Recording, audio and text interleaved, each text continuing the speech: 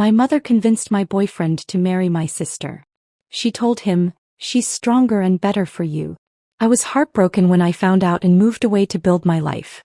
Years later we reunited at a grand party thrown by me, and when they saw my husband their faces turned pale. Because my husband was. I never thought I'd hear those words from my own mother's lips. "She's stronger and better for you." The sentence hung in the air like a guillotine above my heart as I stood frozen outside the kitchen door during my cousin's graduation party. My boyfriend of 3 years, Mark, had gone to grab us drinks, but his prolonged absence had prompted me to look for him. Now I wished I hadn't. Audrey is sweet, but let's be honest. My Elizabeth has always been the achiever. The one with real potential. My mother's voice was casual, as if discussing nothing more important than a recipe. "You deserve someone who'll push you forward in life, not hold you back." I peered through the crack in the door, watching Mark's expression shift from uncomfortable surprise to something more contemplative. He didn't defend me. Didn't laugh it off. Just stood there, clutching our forgotten drinks, listening. "I've always thought you two had more chemistry anyway," my mother continued, patting his arm with maternal affection that twisted my stomach into knots. "Elizabeth has been watching you for years. She's just waiting for her chance." "I don't know, Mrs. Davis." Mark's hesitation felt like betrayal already. "Audrey and I have been together for a long time. And what do you have to show for it?" She raised an eyebrow. "Elizabeth just made junior partner at her law firm. What's Audrey doing with that art degree of hers? Making coffee and sketching portraits nobody buys." The cruel assessment of my struggling art career stung, but it was Mark's thoughtful nod that truly crushed me.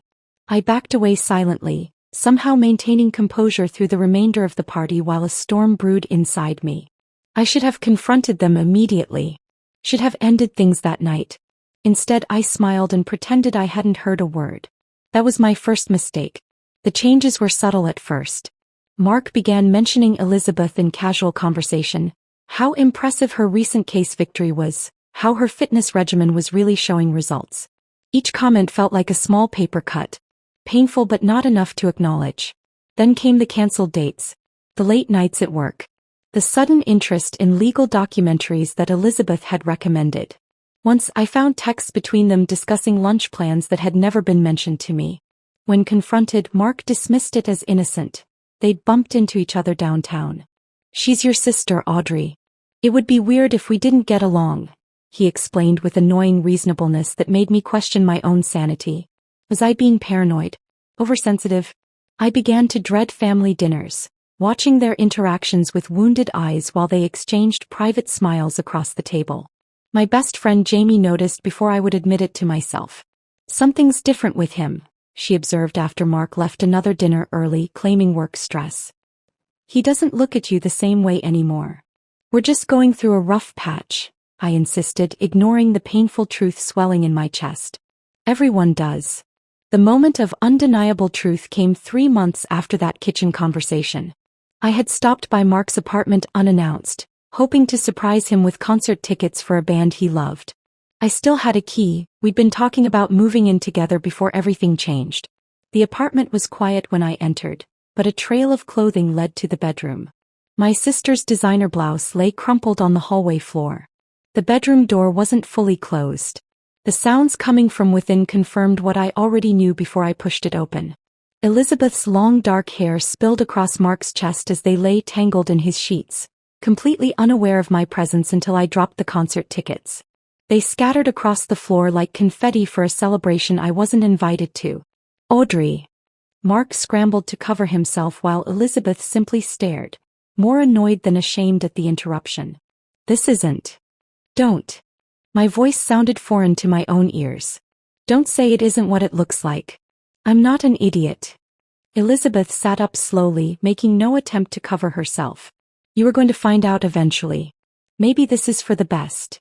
Their calm acceptance was more devastating than any hysterical apology could have been. This wasn't a moment of weakness.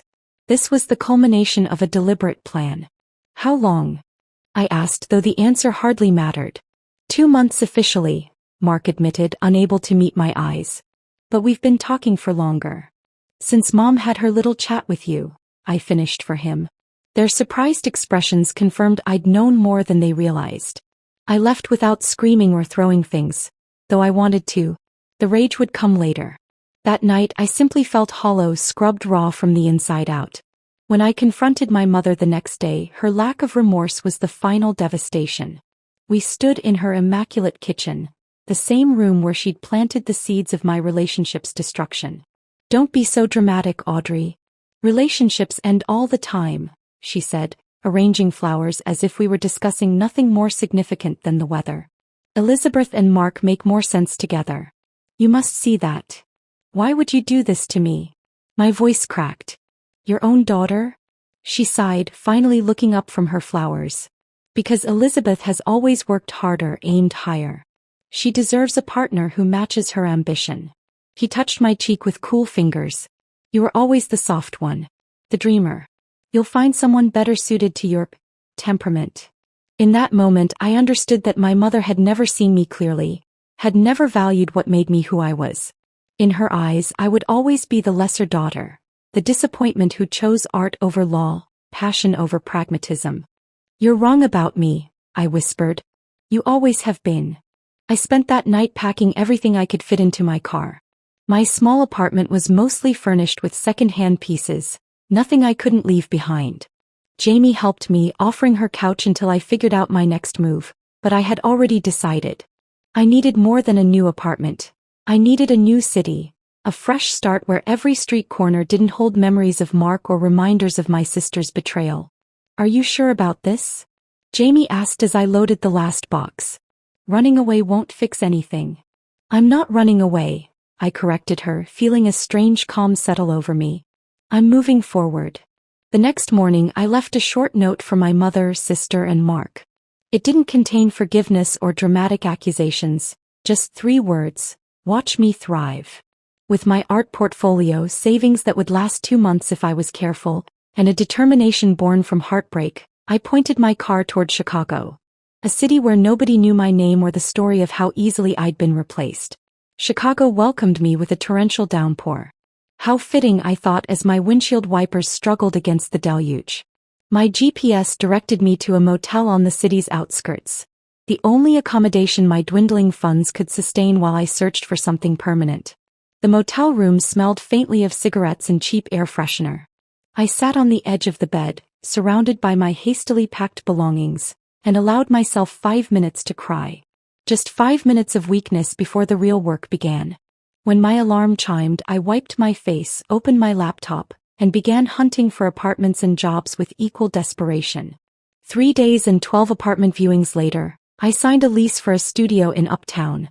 A neighborhood with character, my realtor had said optimistically. What she meant was that the building was old, the elevator frequently out of service, and my neighbors a colorful assortment of students, immigrants, and night shift workers. The rent consumed nearly 2/3 of what remained in my savings, starting the invisible countdown clock on my Chicago experiment.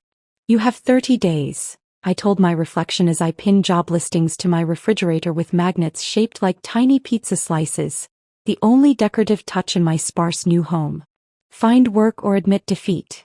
28 days later, after a string of rejections and unanswered applications, I walked into Meridian Investment Group for my final scheduled interview. The receptionist directed me to a seating area where another candidate sat reviewing notes, her designer suit making my carefully pressed department store dress feel suddenly inadequate. "Miss Davis." A woman with a sleek bob and frameless glasses appeared. "I'm Carol from HR. I'm afraid there's been a change." My heart sank as she continued. "The administrative position has been filled internally, but Mr. Harrington wondered if you'd be interested in interviewing for a different role, executive assistant to one of our junior associates." I followed her through a maze of cubicles and glass-walled offices, finally arriving at a corner workspace where a man sat surrounded by stacks of reports and takeout containers. He looked up, revealing tired eyes and a day-old stubble that somehow enhanced rather than detracted from his professional appearance. "Patrick Reynolds," he introduced himself, standing to shake my hand. "Sorry about the mess. Annual reports are due and my last assistant quit without notice." "Audrey Davis," I replied, surprised by his firm handshake and direct gaze. "I'm flexible about job descriptions as long as they come with a paycheck." A smile flickered across his face. "Honest." I appreciate that.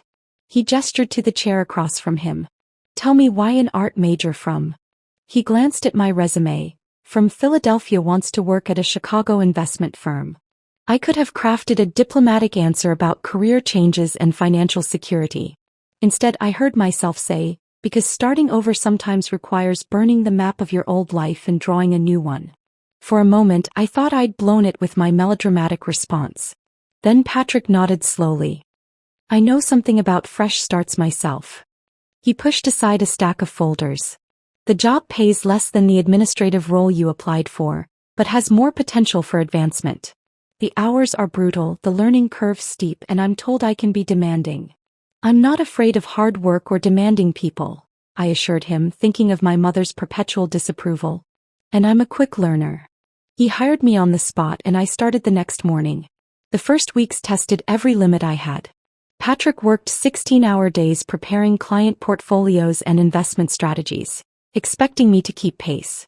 I brought him coffee that went cold while he analyzed market trends, ordered lunches he forgot to eat, and organized chaos into manageable systems while absorbing investment terminology through osmosis. Why are you still here? He asked one night at 11, looking up to find me reorganizing his client files by risk profile rather than alphabetically. Because the work isn't finished, I answered simply. Our early interactions were strictly professional but underscored by awkward moments. Like when he accidentally sent me a text meant for his brother complaining about a bad date, or when I spilled coffee across important documents and nearly cried from stress and embarrassment. It's just paper, he said, helping me blot the mess. The data's backed up. Breathe, Audrey. Lunch breaks became our unintentional bonding time. Patrick insisted I leave the office, dragging me to food trucks or hole-in-the-wall restaurants where we'd discuss everything except work, from his passion for classic motorcycles to my abandoned art. I kept my past vague, but he never pressed for details I wasn't ready to share. You're a mystery, Davis, he commented once over Vietnamese sandwiches. Most people love talking about themselves. Most people have stories worth sharing, I deflected. As months passed, our professional rhythm improved while our personal rapport deepened. Patrick began seeking my input on client presentations. I started anticipating his needs before he voiced them. Late nights evolved from stressed silence to companionable collaboration, occasionally punctuated by surprisingly personal conversations. My father wanted me to take over his construction business, Patrick confided during a particularly late evening. He considers finance playing with other people's money. We haven't spoken in 2 years. My mother always preferred my sister. I offered in return my first mention of family. Nothing I did was ever quite good enough. He didn't offer platitudes or judgments, just understanding silence that felt more healing than any words could have been. 6 months into my Chicago reinvention, Patrick asked me to join him for dinner at an actual restaurant instead of eating takeout at our desks. I assumed it was to celebrate landing a major client. Instead, over dessert, he pushed a business plan across the table. I've been developing this for 3 years, he explained as I skimmed the document. A boutique investment firm focused on sustainable businesses and first-generation entrepreneurs. Clients who are overlooked by traditional firms. I looked up confused. It's impressive, but why show me? Because I'm leaving Meridian next month to launch it. He leaned forward, eyes intense. And I want you to come with me. Not as my assistant but as operations manager. You understand systems, people, and how to make things work in ways I never could. That's insane, I managed, pulse quickening. I barely understand the investment world. You understand more than you think, he countered. And you have something more valuable, integrity and intuition. The technical stuff can be learned. It would be risky, I said cautiously, though something inside me had already begun to say yes. Extremely, he agreed with unexpected candor. We might fail spectacularly, but I'd rather fail building something meaningful than succeed making wealthy people marginally wealthier. I studied his face, searching for signs of the impulsiveness or hollow ambition I'd seen in others. Instead, I found steady determination and genuine belief in his vision and, surprisingly, in me. When do we start? I heard myself ask, feeling for the first time since leaving Philadelphia that I was moving toward something, not just away. Our transition from colleagues to business partners happened seamlessly, but but the shift from friends to something more took us both by surprise. It began with late nights reviewing business plans that evolved into conversations about hopes and dreams, then dinners that lasted well past discussing work. 6 months into our new venture, Patrick kissed me for the first time outside our office building as snow fell softly around us. Neither of us said anything about it the next day, both afraid to complicate our precarious business relationship. But when it happened again a week later, we could no longer pretend it was an impulse. "This could ruin everything we're building," I warned him one evening. "Or it could be the foundation for something even better," he countered, always the optimist to my cautious realist. Our courtship was unconventional, business meetings that turned into dates, market research trips that became weekend getaways. We kept it private from clients and investors, determined to be taken seriously in a field where women were often viewed as accessories rather than equals. But within a year, Patrick proposed during a mundane moment, both of us in sweatpants, reviewing quarterly projections on my living room floor. "Marry me," he said suddenly, looking up from a spreadsheet. "Be my partner in everything." No ring, no rehearsed speech, just genuine certainty that caught me off guard. "People will say it's too soon," I hesitated, though my heart had already answered. "Let them talk. I've never been more sure of anything." We married 3 months later at the courthouse with only Jamie, who'd flown in from Philadelphia, and Patrick's brother Michael as witnesses. I wore a simple cream dress, Patrick a charcoal suit. No elaborate vows, just straightforward promises spoken with unmistakable conviction. "I choose you as my partner in all things," Patrick said, holding my hands tightly. "I promise that our partnership will always come first, before work, before success, before everything." The words healed something in me that had been broken by betrayal. This wasn't a man looking for someone stronger or better. He saw me exactly as I was and chose me deliberately. Our reception was dinner at our favorite Vietnamese restaurant, the one where we'd shared so many lunches. The owner, Mrs. Nguyen, insisted on decorating our table with flowers and serving champagne she'd hidden for special occasions. "To partnerships that lift us higher," Patrick toasted. Reality quickly replaced romance as we faced the challenges of a startup business. Our fledgling company, Reynolds Capital Partners, operated out of our one-bedroom apartment to save on overhead costs. The dining table became our conference room, the living room transformed into a makeshift office with filing cabinets disguised as end tables. We scheduled client meetings at cafes or hotel lobbies, carefully crafting the illusion of established success we hadn't yet achieved.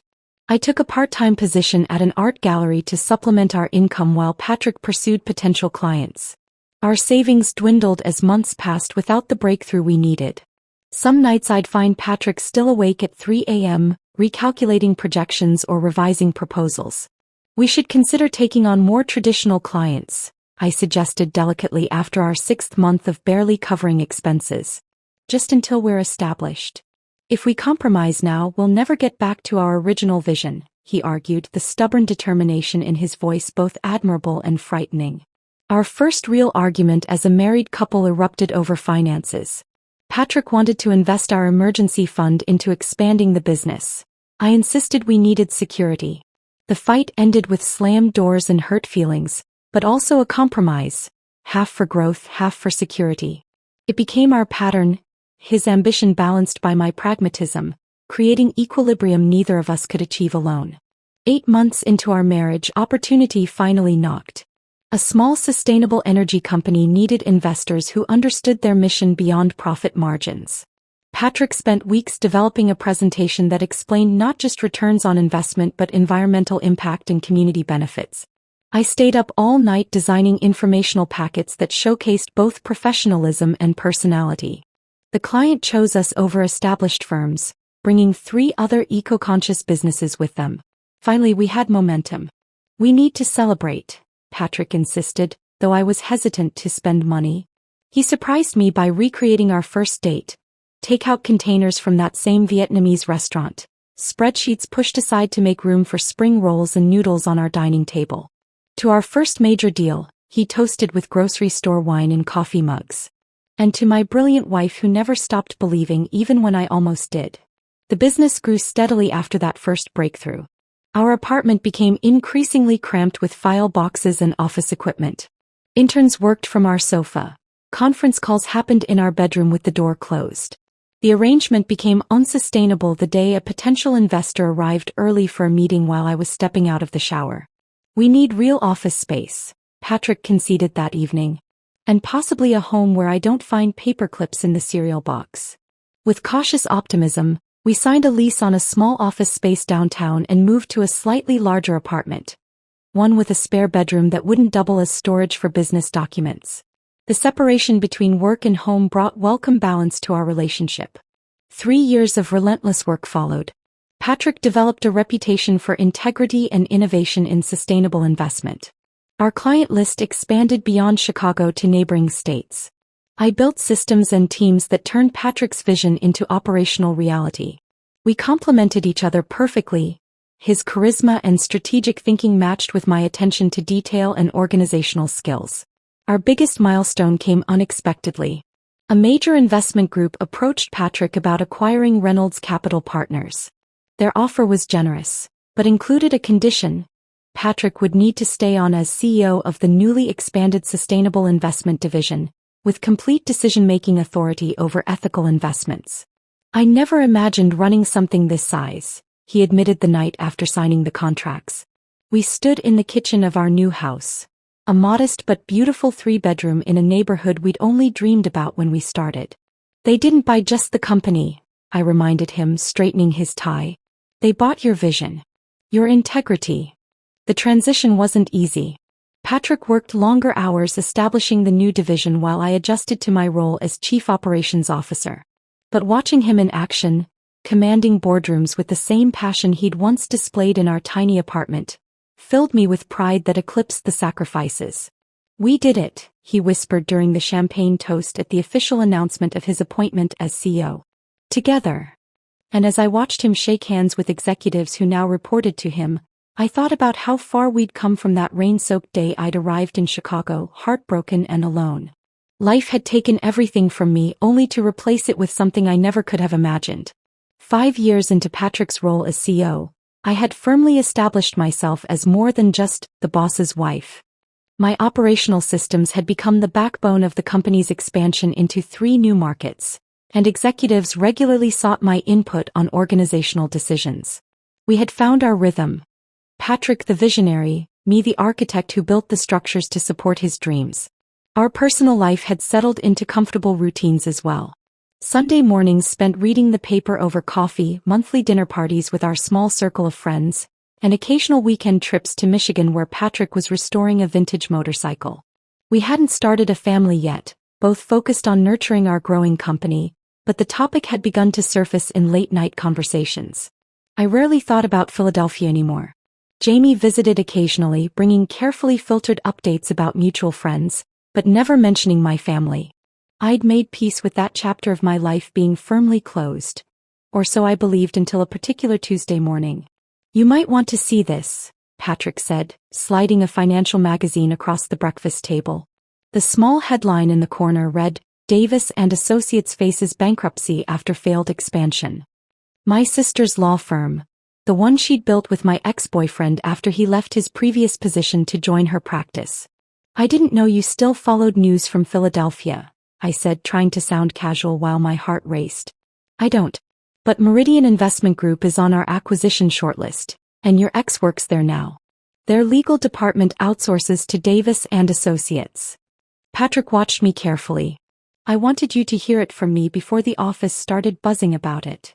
The magazine article detailed Elizabeth's failed attempt to expand her firm nationally, resulting in mounting debt and client exodus. Mark had apparently joined Meridian's compliance team after their joint venture collapsed, taking a significant pay cut. The irony wasn't lost on me. The stronger match my mother had engineered now struggling while I sat in my beautiful kitchen beside a successful husband. Does it change your acquisition plans? I asked pragmatically. That depends on you, Patrick replied. Meridian's sustainable energy portfolio aligns perfectly with our growth strategy, but I'll walk away if it makes you uncomfortable. His willingness to sacrifice a smart business move for my emotional comfort exemplified why I'd fallen in love with him. Don't be ridiculous, I said, squeezing his hand. It's just business. 2 weeks later, the acquisition was finalized. Meridian would maintain its brand identity while operating under our corporate umbrella, with Mark remaining in his compliance role, technically now our employee, though several management layers would separate us. We should host a gala, Patrick suggested one evening as we reviewed the quarterly results. Celebrate the acquisition, showcase our expanded sustainable portfolio to investors, and introduce the Meridian team to our corporate culture. The suggestion wasn't unusual. We hosted similar events annually, typically at Chicago's Natural History Museum, where the sustainability theme resonated with our company values. What caught me off guard was Patrick's next comment. I think we should invite Mark Davis and the key players from Philadelphia, including any affiliated legal representatives. Show them our corporate values extend beyond Chicago. My teacup froze halfway to my lips. You want to invite my sister and ex-boyfriend to our corporate gala? Patrick set down his papers. Is that what this is about? I had no idea. The Davis in the legal documents. I never connected it to your sister. His genuine surprise made me realize I'd never shared my full family history with him. Only vague references to a difficult mother and a favored sister. Patrick knew I'd left Philadelphia after a betrayal but didn't know the specifics. I'd compartmentalized so effectively that I'd forgotten he couldn't see the connections I found glaringly obvious. That night, I finally told him everything. My mother's manipulation, Mark's betrayal, Elizabeth's callousness. I expected sympathy, perhaps protective anger on my behalf. What I didn't expect was Patrick's thoughtful silence followed by an unexpected perspective. Maybe it's time they saw who you've become, he said finally. Not for revenge but for closure. You've built an extraordinary life, Audrey. A life that's authentic to who you are, not what anyone else wanted you to be. His words unlocked something inside me, a desire not for retribution but for recognition. Not to hurt them as they'd hurt me, but to stand confidently before them as the woman I'd become despite their dismissal of my worth. We'll invite them, I decided. All of them, Mark, Elizabeth, even my mother. The next weeks were a blur of gala preparations alongside a growing knot of anxiety in my stomach. I channeled my nervous energy into ensuring every detail was perfect, from the sustainable seafood menu to the carbon-neutral transportation for guests. Our event coordinator commented that I'd never been so involved in planning before. As I reviewed the finalized guest list, seeing their names in black and white brought a wave of emotions I thought I'd processed years ago. What would they think seeing me now? Would my mother still view me as the lesser daughter? Would Mark regret his choice? The questions circled like vultures despite my attempts to dismiss them. Having second thoughts? Patrick asked, finding me staring at the invitation mock-ups late one night. Not about inviting them, I clarified. Just wondering if I'm doing this for the right reasons. Am I still seeking their approval after all these years? Patrick sat beside me, taking my hands in his. Only you can answer that. But from where I stand, you stopped needing anyone's approval the day you drove into Chicago with nothing but determination and talent. He kissed my forehead. Whatever your reasons, I'll be right beside you. His steady confidence bolstered mine. The next morning, I approved the final invitation list without hesitation. The RSVPs arrived gradually: business associates, investors, Meridian employees. Then came the response from Philadelphia. Mark would attend as Meridian's compliance officer. Elizabeth would accompany him as his wife. And most surprisingly, my mother accepted with a brief note indicating she was looking forward to reconnecting after all these years. The formal invitations were mailed 3 weeks before the event, elegant cards featuring recycled paper and soy-based ink that reflected our company's values. For my family's invitations, I included a personal note.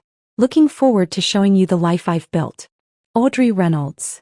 As the gala approached, my wardrobe became an unexpected source of anxiety. The perfect dress became symbolic. It needed to project confidence without obvious attempt to impress. After countless shopping trips, I found it, a sophisticated emerald gown that complemented my eyes and projected elegant authority. Ready to face your past? Patrick asked the night before the gala, finding me rehearsing imaginary conversations in front of our bedroom mirror. Ready to showcase my present, I corrected, suddenly certain of my purpose. This wasn't about proving my worth to people who had underestimated me. It was about honoring the journey that had led me to a life more fulfilling than anything I could have imagined when I fled Philadelphia. The Natural History Museum transformed beautifully for our gala, with sustainable lighting casting a warm glow across the grand hall. Patrick and I arrived early to review final arrangements, the organic floral centerpieces, the locally sourced menu, the jazz quartet playing softly in the corner. Everything perfect, everything a reflection of the values that had built our success. Nervous? Patrick asked, adjusting his bow tie as we watched staff add finishing touches. Oddly, no, I realized with surprise. The anxiety that had plagued me for weeks had dissolved, replaced by a calm certainty. This is our world. They're just visiting it. As guests began arriving, Patrick and I stationed ourselves near the entrance, greeting investors and colleagues with practiced ease. I wore my emerald gown with a simple diamond pendant Patrick had given me on our 5th anniversary. My hair, once long like Elizabeth's, now fell in a sophisticated bob that framed my face. I felt powerful, authentic, completely myself. I spotted them immediately, my mother entering first in a navy dress that screamed Old Money Philadelphia, followed by Elizabeth and Mark. They paused just inside the doorway, taking in the elegant surroundings and clearly searching for familiar faces in a sea of strangers. For a moment I considered approaching them, but something held me back. Let them find me, I decided. Let them see me in my element first. Their circuit around the room eventually brought them to where Patrick and I stood chatting with the mayor about green energy initiatives. My mother noticed me first, her practiced social smile freezing momentarily before recovering. Elizabeth's eyes widened in genuine shock. Mark simply stared, looking between Patrick and me with dawning recognition. Audrey, my mother recovered first, embracing me with theatrical affection. You look absolutely stunning. Mother, I responded evenly, accepting her air kiss. I'm glad you could make it. I turned to include Patrick. This is my husband, Patrick Reynolds. CO Patrick Reynolds, Elizabeth clarified, extending her hand. Always researching, always calculating advantages. Some things never changed. Your reputation precedes you. I've followed your company's expansion with interest. All due respect, Mrs. Davis, but our success has been a partnership from day one, Patrick replied smoothly, his hand finding the small of my back. Audrey's operational genius made my vision possible. The surprise in their eyes was subtle but unmistakable. This wasn't the narrative they had expected. The heartbroken girl finding a successful man to rescue her. This was a partnership of equals. Mark Davis, IX introduced himself stiffly. Compliance officer at Meridian.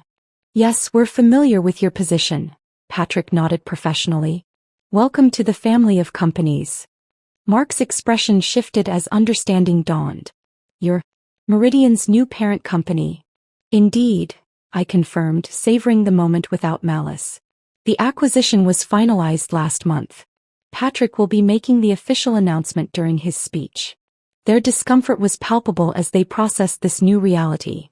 The man who had discarded me for someone stronger, now answering to the company I had helped build.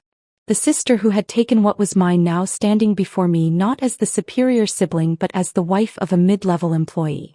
If you'll excuse us, Patrick said graciously, we should continue greeting our guests. Please enjoy yourselves. As we moved away, I caught my mother watching me with an expression I couldn't quite decipher. Something between calculation and genuine bewilderment. The evening progressed with choreographed precision. Dinner was served, awards presented to key team members including several I had personally mentored. Throughout it all, I felt their eyes following me, watching as executives sought my opinion, as Patrick referenced my contributions in conversations, as I navigated the room with the confidence of someone exactly where she belonged. Patrick's welcome speech came after dinner. He spoke eloquently about sustainable investment, about building businesses that valued more than just profit margins. Then came the announcement about Meridian's acquisition, with Mark uncomfortably spotlighted as Patrick welcomed him and his colleagues into our corporate structure.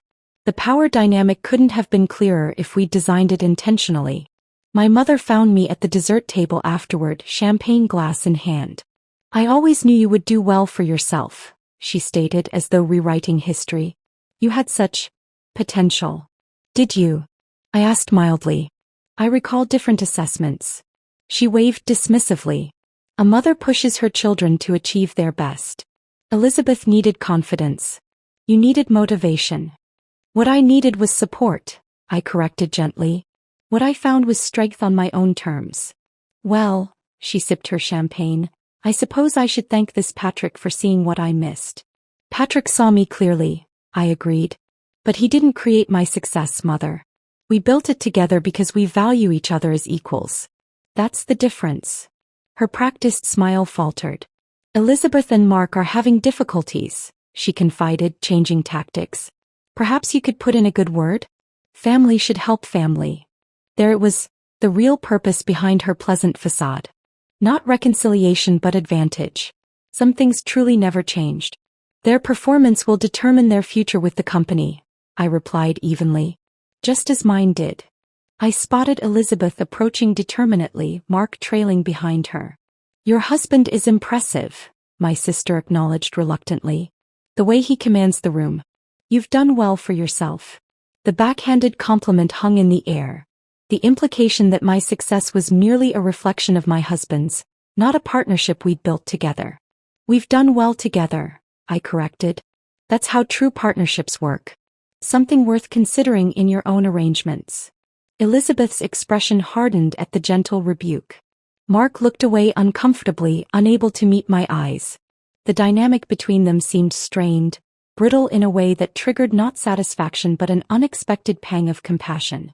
They had what they thought they wanted, only to discover it wasn't the prize they'd imagined. I should circulate, I excused myself. Enjoy the remainder of the evening.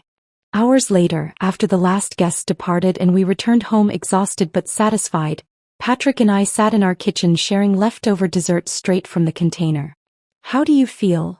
He asked, studying my face in the soft kitchen light. Lighter, I realized. Like I've set down something heavy I didn't know I was still carrying. He nodded thoughtfully. They seem smaller somehow. Not at all how I imagined from your stories. They are smaller, I mused. Or maybe I'm bigger.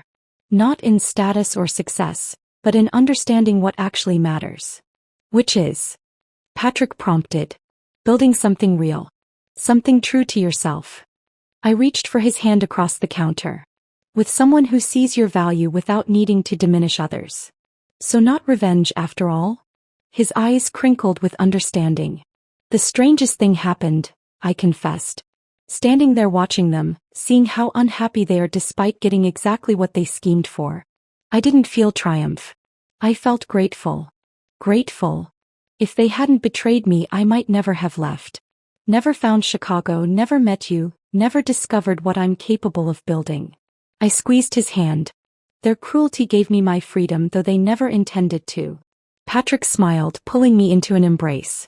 That might be the most powerful form of redemption. Not making others pay for hurting you, but recognizing that their actions launched you toward something infinitely better. As we climbed the stairs to bed, exhausted but content, I realized the night had given me something I hadn't known I needed.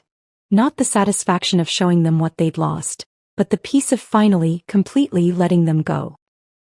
I should have trusted my instincts the moment she placed the plate in front of me.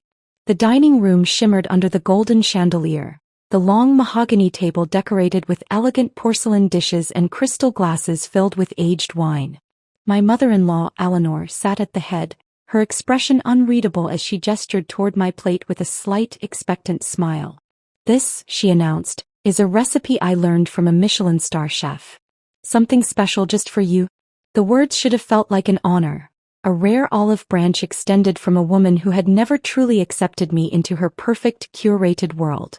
But instead they sent a strange shiver down my spine. Before we begin, I just want to say thank you for being part of this journey. If you love stories filled with power plays, deception, and unexpected twists, consider subscribing. It's completely free and helps us keep bringing you more thrilling tales. Now let's dive in. The salad in front of me looked beautiful. Too beautiful. The crisp romaine leaves glistened under the soft glow of the chandelier, sprinkled with slivered almonds, pomegranate seeds, and a delicate drizzle of dressing that smelled off. It wasn't rotten, nor was it entirely unpleasant. But there was something subtly chemical, a sharp undercurrent beneath the usual tang of vinaigrette. I forced a smile, lifting my fork with calculated nonchalance. Across from me, my sister-in-law, Vivian, was already halfway through her plate. oblivious to the quiet storm brewing inside my mind. Vivian, the golden child, the family's pride, forever in competition with me even when I never played her game. Try it, Eleanor coaxed, her voice silky, almost indulgent. I had you in mind while making it. I hesitated just long enough for my husband, Daniel, to glance at me. He was only partially paying attention, too absorbed in a discussion with his father about work. Typical. He never noticed the subtle wars waged between the women in his life. I twirled a forkful of salad, pretending to examine it as though admiring the effort. Looks delicious, I murmured, bringing it closer to my lips but never quite letting it touch. The scent intensified. My stomach twisted. I needed to think fast. Vivian, ever the show-off, had already finished her portion. She wiped her mouth delicately with a linen napkin, smiling smugly as if proving yet again how she could outshine me in every little thing. My gaze flicked to my plate, then to hers. And in that split second an idea formed. I set my fork down deliberately, pretending to adjust my napkin. As I shifted in my chair, I nudged my plate slightly forward. Just enough for Vivian's to take its place when I moved my hand next. My fingers brushed against the cool porcelain, and with a subtle flick of my wrist, the plates exchanged positions under the cover of casual movement. Vivian barely noticed. She was too busy gloating over some recent work achievement, basking in our father-in-law's praise. My mother-in-law, however, noticed everything.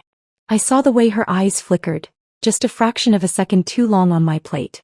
I met her gaze and smiled, mirroring her earlier expression of unreadable warmth. Then slowly I lifted my fork again and took a bite. Of the salad Vivian had originally been served. Eleanor's expression shifted just slightly before she regained her usual composure. But something had changed. She was watching too closely now. Vivian, on the other hand, had already picked up my former plate. Without hesitation, she stabbed a forkful of greens and shoved it into her mouth, too wrapped up in her own world to sense the underlying tension. And then I waited. The conversation carried on around us, the clinking of glasses, the occasional burst of laughter. Eleanor had resumed chatting with my father-in-law, though I noticed she barely touched her food. She kept stealing glances at Vivian, waiting. That's when I knew for sure. It was subtle at first, just a shift in Vivian's posture, a slight furrow in her brow. She took another bite, chewed, swallowed. Then she blinked a few times as if something felt. Minutes passed. My stomach churned, but not from what I'd eaten. From anticipation. From the realization that I had been right all along. Vivian coughed once, clearing her throat. Then again more forcefully. Daniel turned to her, wildly concerned. You okay? She nodded quickly. Yeah. Just dry spices or something. But there was a tightness in her voice, something unnatural. Her hands trembled slightly as she reached for her water. Eleanor's fingers curled around her wine glass, grip tightening. Are you sure, dear? You look a little pale. And there was the confirmation I needed. Something was wrong with that salad. Something meant for me. Vivian shook her head, but I could see the change spreading. Her breathing grew heavier, her movements slower. She swallowed hard, shifting uncomfortably in her seat. The once effortless smugness had drained from her face, replaced by unease. And still Eleanor said nothing. She simply watched. I pressed my napkin to my lips, suppressing a smirk. I should have felt guilty. But I didn't. Not even a little.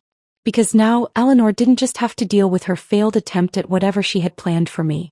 Now she had to face the consequences of her actions. Except those consequences had landed squarely on her favored daughter instead. Daniel finally noticed something was off. Viv, you don't look great. I'm fine, she snapped, but the edge in her voice was cracking. Beads of sweat formed along her hairline. Then her face twisted. A sharp intake of breath. Her hand shot to her stomach. And then the inevitable. She shoved back from the table, chair scraping against the hardwood floor, and bolted from the room. Silence fell, broken only by the faint sound of distant retching. I took a slow sip of water, meeting Eleanor's gaze across the table. For the first time ever she looked truly rattled.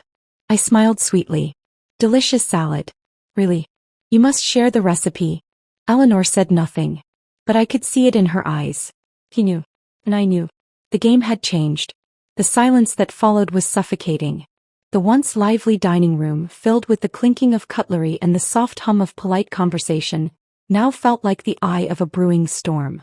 The echoes of Vivian's rushed footsteps and the distant sounds from the guest bathroom lingered in the air, heavy with unspoken truths. Eleanor hadn't moved.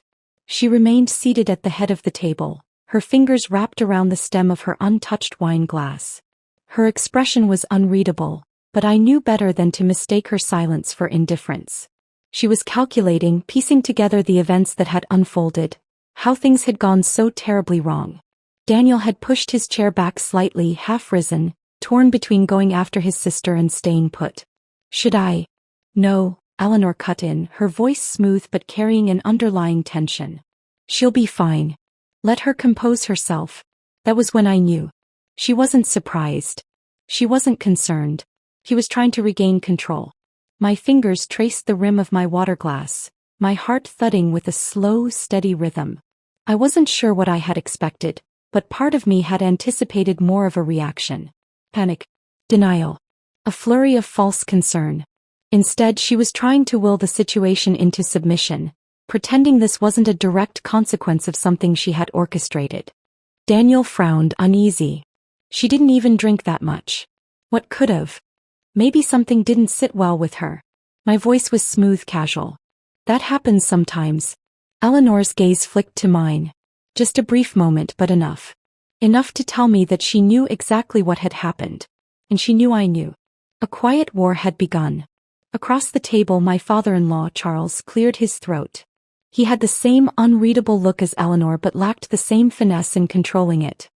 His discomfort was evident in the way he tapped his fingers against the table, his gaze shifting between us. He hadn't said much all evening, but now he studied me with quiet scrutiny, as if trying to determine whether I had played a role in what had just happened. The weight of his stare didn't bother me. Not anymore. Daniel exhaled, rubbing his temples. I should check on her. He pushed his chair back fully this time and walked toward the hallway, his steps quick but hesitant, as if bracing himself for what he might find. The moment he disappeared, Eleanor finally placed her wine glass down. The sound was deliberate, a quiet command that demanded my attention. Her lips curved into a small, controlled smile. You enjoyed the salad? My stomach twisted, but I forced myself to match her energy, to play along in this new, unspoken game. I leaned back slightly, fingers laced together, and nodded. Absolutely. You really must share the recipe. Pause. A beat too long. Then a slow, amused chuckle. I thought you'd like it, she murmured, swirling the remaining wine in her glass. It's special. Charles stiffened beside her, shooting her a sharp glance. That was interesting. So he knew. Not all of it perhaps, but enough to sense when Eleanor was playing a dangerous game. I tilted my head slightly, feigning curiosity. It had an interesting aftertaste. A little different than I'm used to. Her fingers drummed lightly against the table. New ingredients. Sometimes when you try something unfamiliar, your body reacts in unexpected ways. I wasn't sure if she meant that as a warning or an excuse, but either way, it confirmed everything I had suspected. Before I could respond, a sharp noise echoed from the hallway.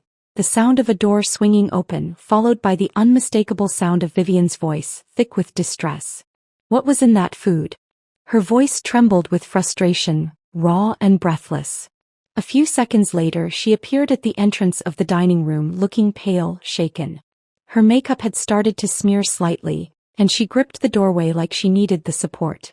All eyes turned to her. I remained still, unreadable. Eleanor, however, had already put on a mask of feigned concern. Vivian, dear, she said smoothly, rising from her seat. Are you all right? Vivian's eyes narrowed, darting between us. I don't know. But something wasn't right. I felt strange. She exhaled shakily. It wasn't just a stomachache. Felt like something was messing with my system. My heart was racing. My hands went numb. A thick silence settled over the room. I let the moment stretch, let the weight of her words linger. Then I looked at Eleanor. And waited. For the briefest second, something flickered across her expression. Something dangerously close to irritation. But she recovered too quickly, stepping forward with well-practiced grace, voice laced with the perfect amount of gentle concern. I can't imagine what could have caused that. She placed a hand on Vivian's arm, the gesture too rehearsed to be comforting. Maybe an allergic reaction? Vivian shook her head. I don't have allergies. Well, Charles interjected, voice firmer now, more authoritative. Perhaps it's best we have someone look at you just in case. Vivian hesitated, and for a moment I thought she might let it go. She had spent her entire life trusting her mother without question. Even now, despite everything, she wanted to believe there was a reasonable explanation. But something about tonight had shifted. Something in her gut was telling her that she had been used. The realization was slow, creeping, but it was there. She turned to me suddenly, her sharp eyes locking onto mine. Did you feel anything? I held her gaze. And then I smiled. No, I said softly. I feel perfectly fine. The room tensed.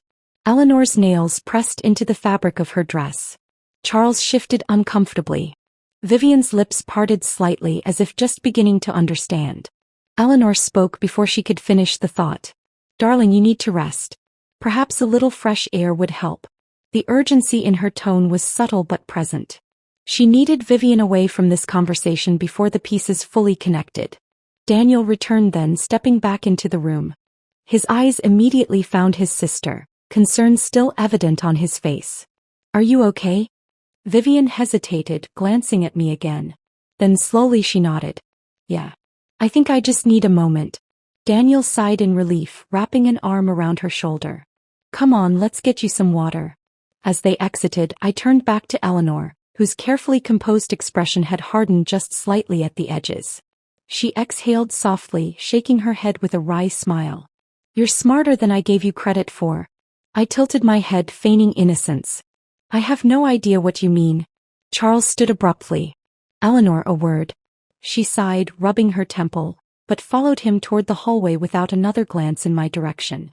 As soon as they disappeared, I picked up my napkin, dabbing at my lips. The battle lines had been drawn. And Eleanor knew she had lost the first round. The moment Eleanor and Charles disappeared down the hallway, the air in the dining room shifted. It was subtle, almost imperceptible, but I felt it. The lingering tension of a battlefield right after the first shot had been fired. I glanced at the doorway where they had vanished, my fingers tapping lightly against the polished wood of the table. I could hear their voices in the distance, hushed but heated. Charles wasn't pleased.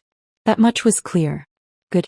A part of me wanted to follow, to press my ear against the wall and hear the inevitable fallout. But I had played my part well tonight. Now it was time to let the consequences unfold naturally. I turned my gaze toward the last person still at the table, Daniel. He was still standing by the hallway, his hands on his hips, his brow furrowed in thought. He had been quiet for too long, letting everyone else speak, watching instead of acting. But now as his gaze flickered to me, I saw something new. Suspicion. That was strange, he said finally, his voice low. I raised an eyebrow, feigning innocence. What was? He exhaled, shaking his head. Vivian. The way she reacted. I shrugged, leaning back in my chair. Maybe she really did have a bad reaction to something. It happens. His jaw tightened. But you ate the same thing. A small smile tugged at the corner of my lips. Did I? His eyes narrowed just slightly. He wasn't stupid. No, Daniel was many things. Passive, oblivious at times. But not stupid. The problem was he had spent his entire life trusting his mother, never questioning her motives. And now that blind trust was being tested in a way he wasn't ready for. I watched as he tried to make sense of it all, as the pieces tried to click into place. But he hesitated. Because if he admitted something was wrong, then he had to accept the possibility that his mother wasn't the person he had always believed her to be. And that was too much for him to process. So instead he ran a hand through his hair, sighing. I should check on Viv. I nodded, watching as he walked away, disappearing down the same hallway where Eleanor and Charles had gone moments earlier. And just like that, I was alone. For the first time that evening, I let my shoulders relax, my mask slipping just slightly. The adrenaline was still there, humming beneath my skin, but I had won this round. Still, I knew better than to celebrate too soon. Because Eleanor wasn't the type to let a loss go unanswered. I reached for my glass of water, taking a slow sip, when a movement at the edge of my vision caught my attention. A maid. Quiet, unassuming, clearing the table with practiced efficiency. She had been invisible all evening, blending into the background as Eleanor's household staff always did. But now as she gathered the plates, I noticed something strange. She wasn't just clearing them. She was inspecting them. My breath stilled. She picked up the plate that had originally been meant for me, the one Vivian had eaten from, and examined it closely, her eyes sharp. Then, as if sensing my gaze, she glanced up, meeting my eyes for the briefest second before quickly looking away. Interesting. I set my glass down, smoothing out my dress as I stood. I made my way toward her slowly, deliberately. She stiffened as I approached, keeping her head slightly lowered, her movements just a little too cautious. When I stopped beside her, I spoke softly. "Did you notice something?" She hesitated. A pause so brief that most people wouldn't have caught it. But I did. Then, without looking up, she murmured, "I only do as I'm told, ma'am." The response was safe. Careful. But it wasn't a denial. I studied her for a moment longer before giving her a small nod. Of course. Then, without another word, I turned and left the dining room, heading toward the hallway where the rest of the family had disappeared. I wasn't done playing this game yet. As I walked past the grand staircase, I could hear Eleanor's voice, sharp and clipped. "Should have been careful. You're getting reckless." "Me?" Charles sounded exasperated. "You were the one who insisted on it tonight. What were you thinking?" "I was thinking," she hissed, "that she needs to understand her place." I stopped just before the doorway, hidden from view, my pulse quickening. Charles sighed. "And what place is that, Eleanor? She's Daniel's wife now. You can't keep treating her like..." "Like what?" she snapped. "Like an outsider? Because that's what she is." My fingers curled into my palm. Charles hesitated. "Eleanor, we agreed." "No," she cut in, her voice colder now. "You agreed." "I never did. I will not sit by and watch some girl come in and dismantle everything we built. Not after everything we sacrificed." Silence. Then Charles spoke lower this time. "You need to be careful. She's not as naive as you think." Eleanor scoffed. "She's predictable. She's emotional. She'll slip up sooner or later." I smiled. "Eleanor, you have no idea." I took a step forward, deliberately making my presence known this time. The moment I turned the corner, Eleanor's expression shifted instantly, morphing into something neutral, almost pleasant. "Ah, dear," she said smoothly. "I was just about to come find you." I smiled back, tilting my head slightly. "Oh, something you wanted to discuss?" She studied me for a moment, then let out a soft chuckle. "You're sharper than I gave you credit for." I took a step closer. "And you're more predictable than I thought." Her smile twitched. Charles glanced between us, looking exhausted. "Enough. Whatever this is, it ends tonight." Eleanor didn't look at him. She was too busy watching me now, her gaze calculating. "You think you've won something," she murmured. "But this isn't over." I met her gaze without flinching. "I know." And that was the truth. Because for all the satisfaction I had gained tonight, I knew one thing for certain. Eleanor wasn't done playing. And neither was I.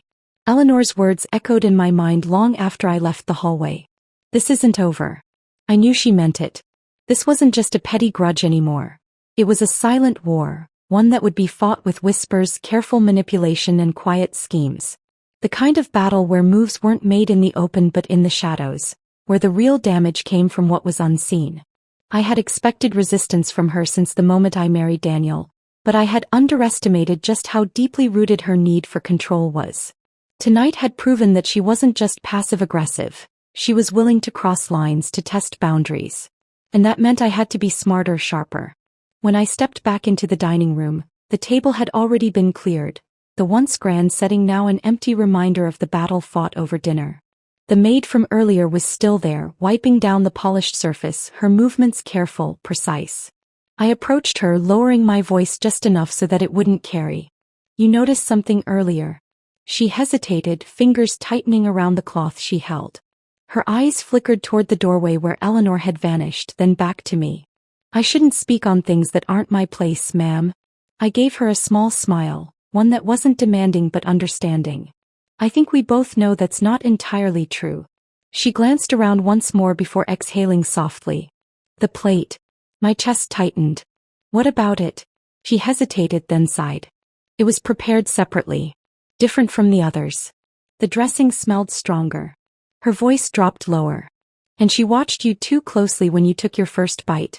I already knew this, but hearing it confirmed from an outside perspective made it more real. More dangerous. "Have you seen her do this before?" I asked. She shook her head. "Not exactly." But there have been instances. People getting sick after meals, usually those she disapproves of. She swallowed hard. No one ever says anything. It's always written off as coincidence. Coincidence. Right. That was exactly what she had wanted tonight to be. An unfortunate accident, a simple case of bad food. But now she had lost control of the narrative. Because instead of me being the one affected, it was her own daughter. I gave the maid a grateful nod. Thank you for telling me. She hesitated once more before stepping closer, lowering her voice to just above a whisper. Be careful, ma'am. She doesn't like to lose. Neither do I. I turned to leave, but just as I reached the doorway, I heard a familiar voice behind me. You always were good at making friends. I didn't flinch, but I did pause just long enough to let the tension settle before turning. Vivian stood in the doorway, arms crossed, her expression unreadable. She looked better now, less shaken, more composed, but there was still a sharpness in her eyes, something that hadn't been there before. Feeling better? I asked lightly. She tilted her head slightly. Funny thing about that. She took a slow step forward. I spent the last 30 minutes thinking about what happened. And the more I thought about it, the less sense it made. I said nothing, waiting. She exhaled, shaking her head. I was fine before dinner. No signs of anything. And then suddenly, halfway through my plate, my body started reacting as if I had eaten something I shouldn't have. I let my expression remain neutral. That does sound strange. Her lips pressed together. It does. Then she narrowed her eyes. Especially since you were the one who was supposed to have that plate. I smiled, slow and knowing. And yet here we are. Her jaw tightened. Did you know? I tilted my head slightly. What do you think? She let out a sharp exhale, dragging a hand through her hair. I don't know what to think. Her voice wasn't just frustrated now. It was uncertain. Because for the first time in her life, she was forced to question something she had never doubted before. Her mother. Vivian had spent years believing she was Eleanor's favorite, the golden child, untouchable. But now that image was cracking and she was trying to piece together the truth. And I could use that.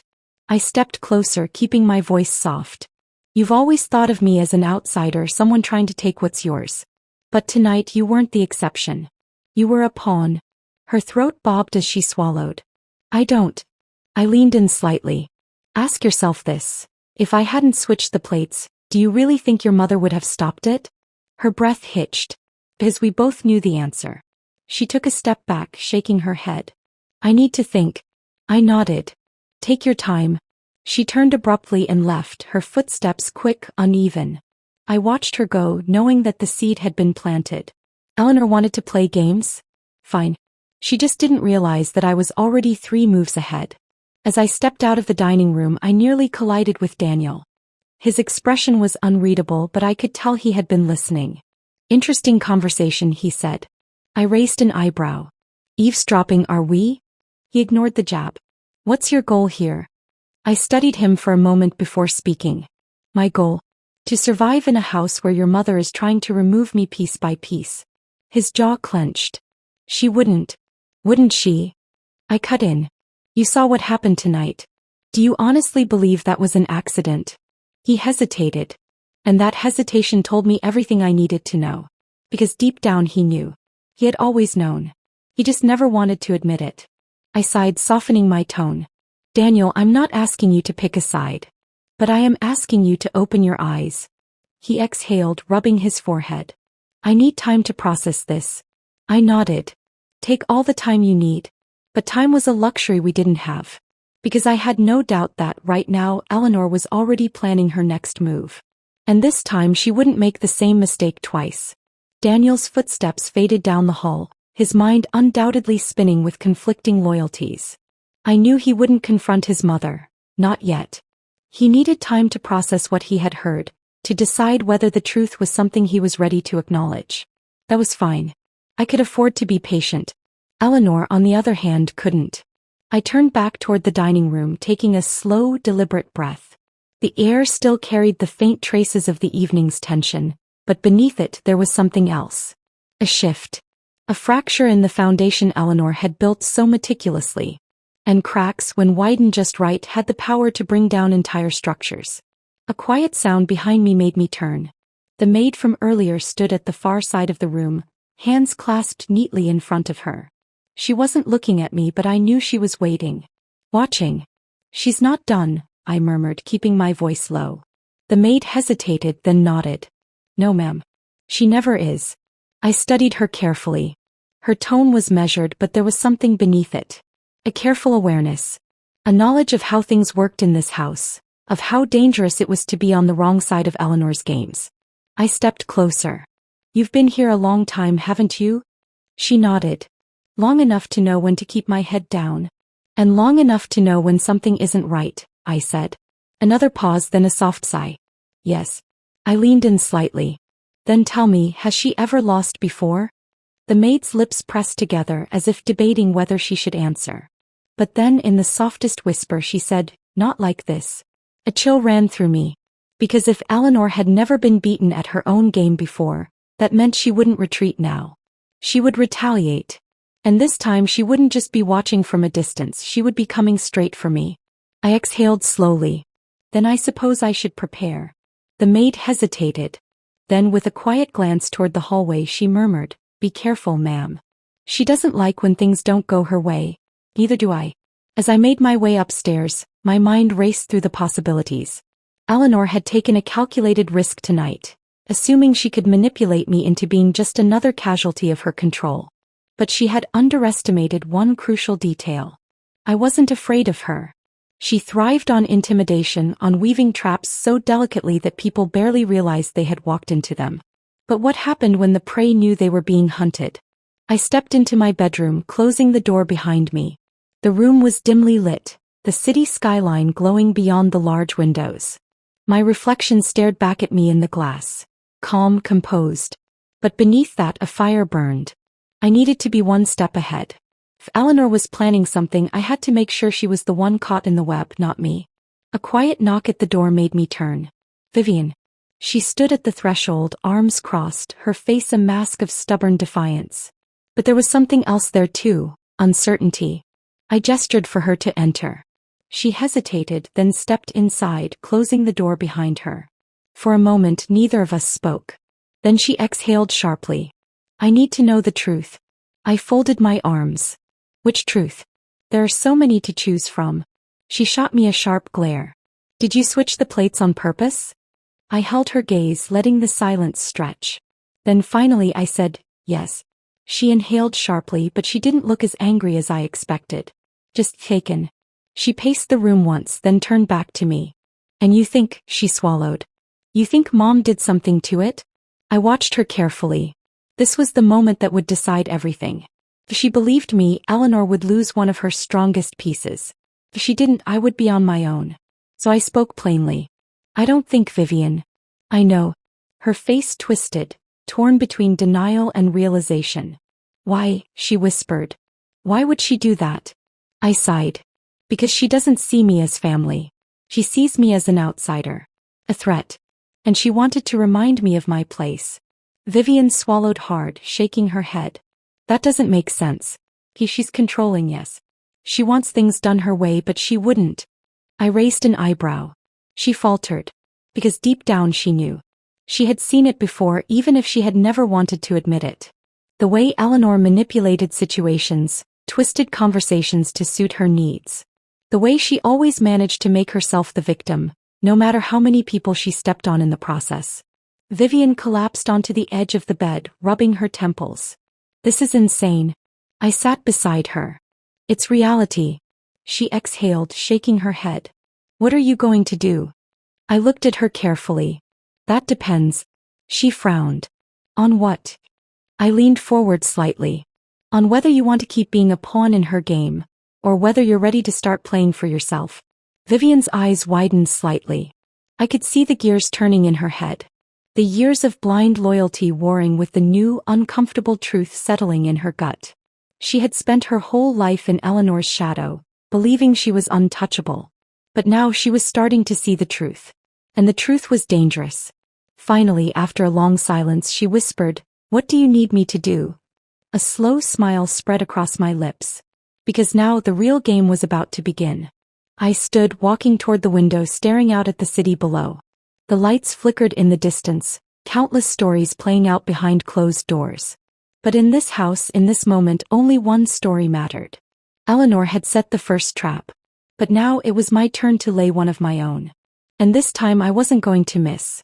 Vivian's words lingered in the air, a quiet but powerful declaration. What do you need me to do? It was the moment I had been waiting for.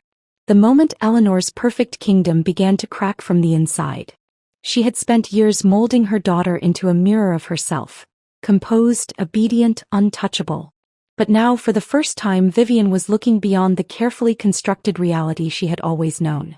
I turned to face her, watching as she toyed with the hem of her sleeve, her nails tapping rhythmically against the fabric. She was nervous. Unsettled. And that was good. Fear made people careful, but doubt made them dangerous. You don't have to do anything, I said, my voice calm. Not yet.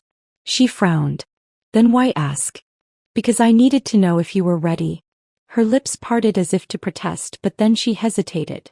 Finally she exhaled, her shoulders dropping slightly. And what if I am? A slow, knowing smile spread across my face. Then watch, I murmured. And wait. Vivian's hesitation was still there, but the seed had been planted. And that was all I needed. That night as I lay in bed beside Daniel, I couldn't sleep. His breathing was steady, his arm draped loosely over my waist, but his body was tense even in sleep. I knew his mind was still tangled in the events of the evening, in the slow realization that his mother was not the woman he had always believed her to be. I stared at the ceiling, my thoughts racing. Eleanor was planning her next move. Of that I had no doubt. She had underestimated me once, and that was her mistake. But she wouldn't make the same error twice. No, this time she would come for me directly. And I needed to be ready. The morning came too quickly. The sunlight filtered through the curtains in soft, golden rays, casting patterns on the bedroom walls.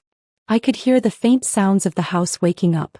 Distant footsteps, quiet voices, the hum of activity in the kitchen. Daniel stirred beside me, letting out a low sigh. When his eyes blinked open, they were still clouded with sleep. But the moment he saw me watching him, awareness settled in. You're thinking too much, he murmured. I arched an eyebrow. Am I? He exhaled, rubbing a hand over his face. You're plotting. I smirked. And you're only realizing this now? He groaned, rolling onto his back. I don't know how we got here. I did. We got here because his mother had underestimated the wrong person. I sat up, stretching my arms before glancing down at him. Are you going to talk to her? Daniel let out another sigh, staring at the ceiling. I don't know what to say. Start with the truth. His jaw tightened. The truth isn't that simple. I shook my head. It is. You just don't want to see it. A muscle in his jaw twitched, but he didn't argue. Because deep down he knew I was right. Breakfast was tense. The dining table was set as elaborately as ever, but the air was thick with unspoken words. Eleanor sat at the head of the table, her expression carefully neutral, but I could see the sharpness in her eyes. He was watching. Calculating. Vivian sat across from me, her fork idly poking at her food. She hadn't spoken much since entering the room, and that in itself was unusual. Normally, she would have filled the space with empty conversation, casual boasts about her latest achievements. But today she was quiet. Observing. Good. Daniel sat beside me, stiff and uncomfortable, his fingers wrapped around his coffee cup like it was the only thing grounding him. Charles, as always, remained silent, reading the morning paper as if he wasn't aware of the tension thickening around us. It was Eleanor who finally broke the silence. I trust everyone slept well? Her tone was smooth, casual. But the way her gaze lingered on me said everything. I smiled. Like a dream. She hummed, taking a delicate sip of her tea. Good. We have a long day ahead. The statement was pointed. A warning. I didn't react. Instead, I leaned forward slightly, my gaze steady. Vivian, how are you feeling? Eleanor's hand froze mid-motion just for a fraction of a second. But I caught it.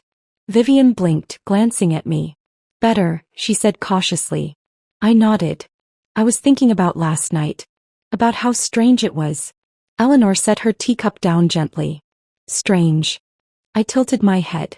Yes. It's just odd, isn't it? How perfectly fine she was before dinner, and then suddenly, I trailed off, letting the words hang. Vivian shifted uncomfortably. Daniel glanced between us, tense. Charles finally lowered his newspaper, watching with quiet interest.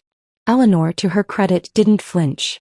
Sometimes the body reacts unexpectedly to certain foods, she said smoothly. I nodded. That's true. Though it is strange that only one plate seemed to cause an issue. The tension thickened. Vivian swallowed. It was the salad. Eleanor turned to her, smiling faintly. Are you sure, dear? Vivian hesitated. Then slowly she nodded. Yes. Eleanor's smile remained, but her eyes darkened just slightly. Perhaps you have an undiscovered sensitivity. I exhaled a soft laugh, shaking my head. Or maybe it wasn't an accident at all. The air stilled. Daniel tensed beside me. Charles frowned. Vivian's breath hitched. And for the first time, Eleanor's carefully constructed mask slipped. Just for a moment. Just long enough for me to see what lay beneath. Cold calculation. She wasn't afraid. She wasn't guilty. She was just waiting. Waiting to see how far I would go. I leaned back in my chair, smiling sweetly. But of course that would be ridiculous, wouldn't it? After all, we're family. Eleanor's lips curled into something that wasn't quite a smile. Yes, she murmured. We are. The game had changed. And the next move was mine. Eleanor's gaze lingered on me, her smile frozen, artificial. The breakfast table remained eerily quiet, the air thick with an unspoken challenge. Everyone had heard my words. And everyone knew they weren't just empty speculation. Vivian shifted uncomfortably in her chair, her fork scratching against the porcelain plate. Charles, as always, remained silent, his expression unreadable. Daniel kept his head down, stirring his coffee, but I could feel the weight of his thoughts pressing against the space between us. He knew something wasn't right. He just wasn't ready to face it yet. Eleanor, however, was never one to sit in silence for too long. She adjusted the napkin on her lap with deliberate ease, as if we were simply discussing the weather. Of course, dear, she said smoothly. Family is everything. That's why I always make sure we look after each other. The words were coated in honey, but I tasted the bitterness beneath them. A warning. A promise that she wasn't done yet. I tilted my head, meeting her gaze with feigned innocence. That's what I love about this family. The way we always take care of things. Eleanor's fingers curled just slightly around the edge of her teacup. The game had shifted. And I wasn't about to back down. Vivian, however, was unraveling. I could see it in the way she kept glancing at Eleanor, her usual confidence crumbling under the weight of her newfound doubt. Last night she had asked me what I needed her to do. Today she was starting to realize that the real question wasn't about what I needed. It was about what she was willing to see. Because the truth was staring her right in the face. And for the first time in her life she wasn't looking away. Eleanor must have sensed it too. She set her cup down carefully, then turned to Vivian with a concerned expression. Darling, you're awfully quiet this morning. Are you sure you're feeling better? It was a test. A subtle push to see whether Vivian was still under her control. I held my breath, waiting. Vivian blinked, hesitated. Then slowly she straightened her shoulders.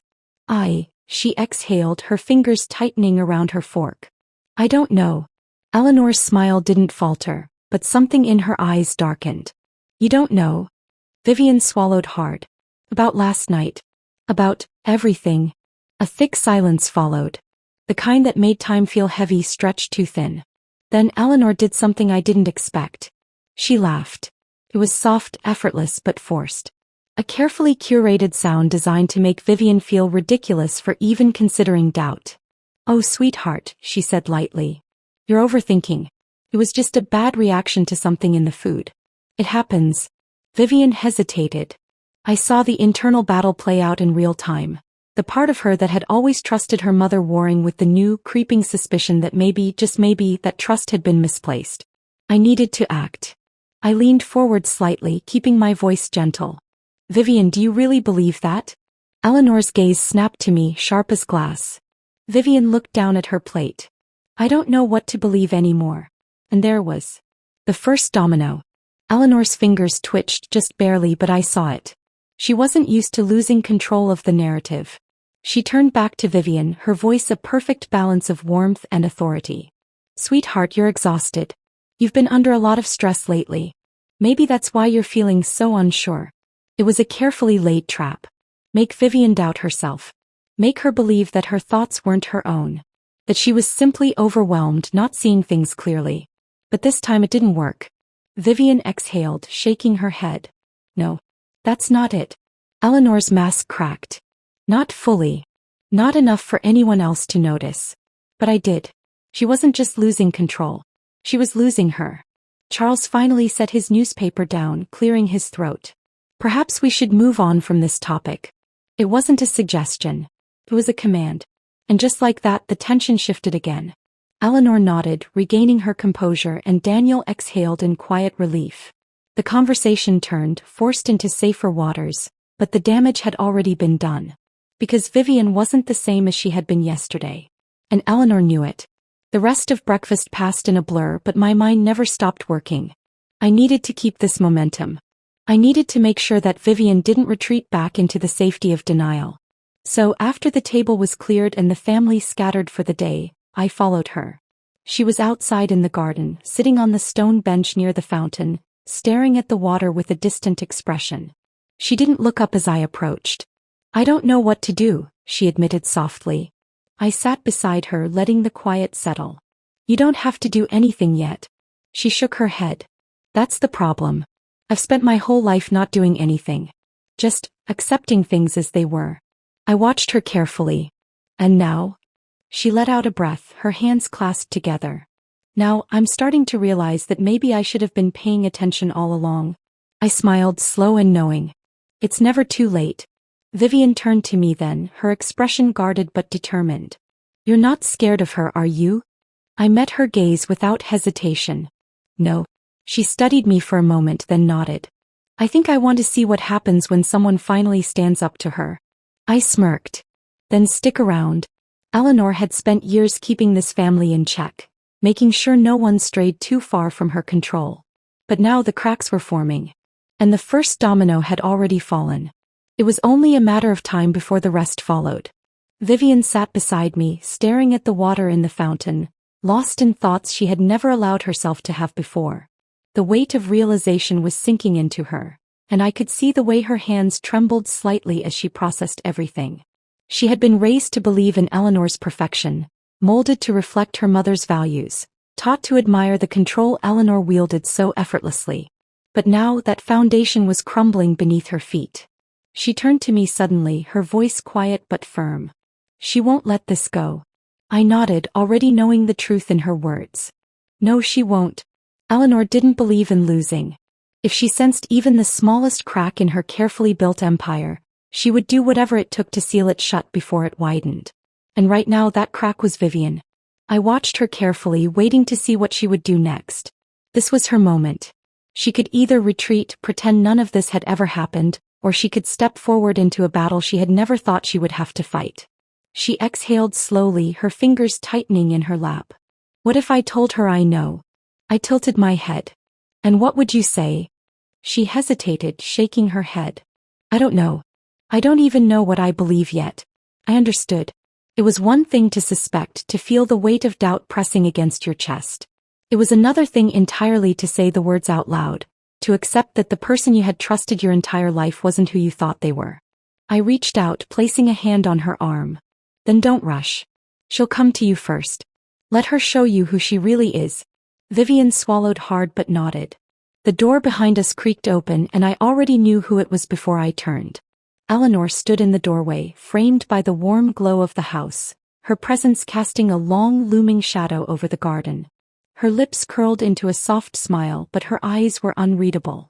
There you are, she said smoothly, stepping toward us. I was wondering where you had gone. Her gaze flicked to me first, then to Vivian, assessing, calculating. Vivian sat up straighter, her shoulders tense. Just getting some air. Eleanor hummed, her expression shifting just slightly.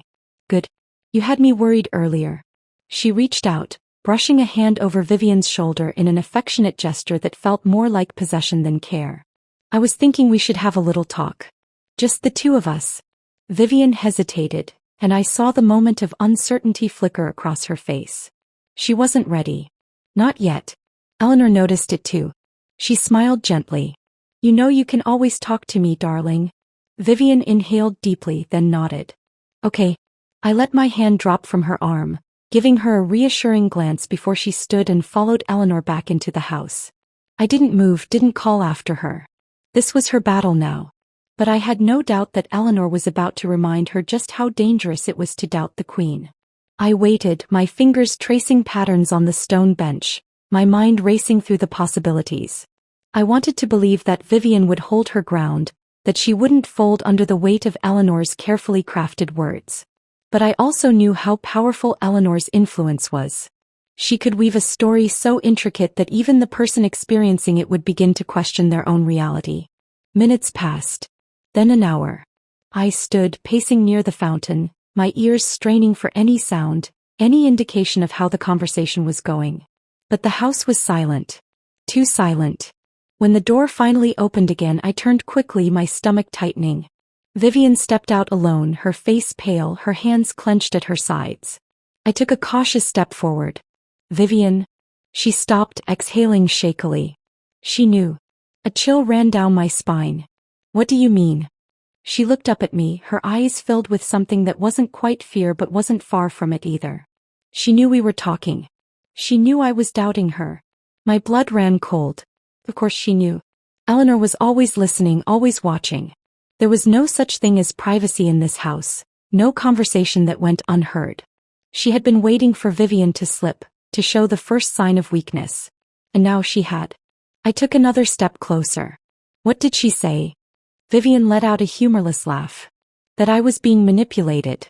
That you were the one trying to turn me against her. That you've been planning this from the moment you married Daniel.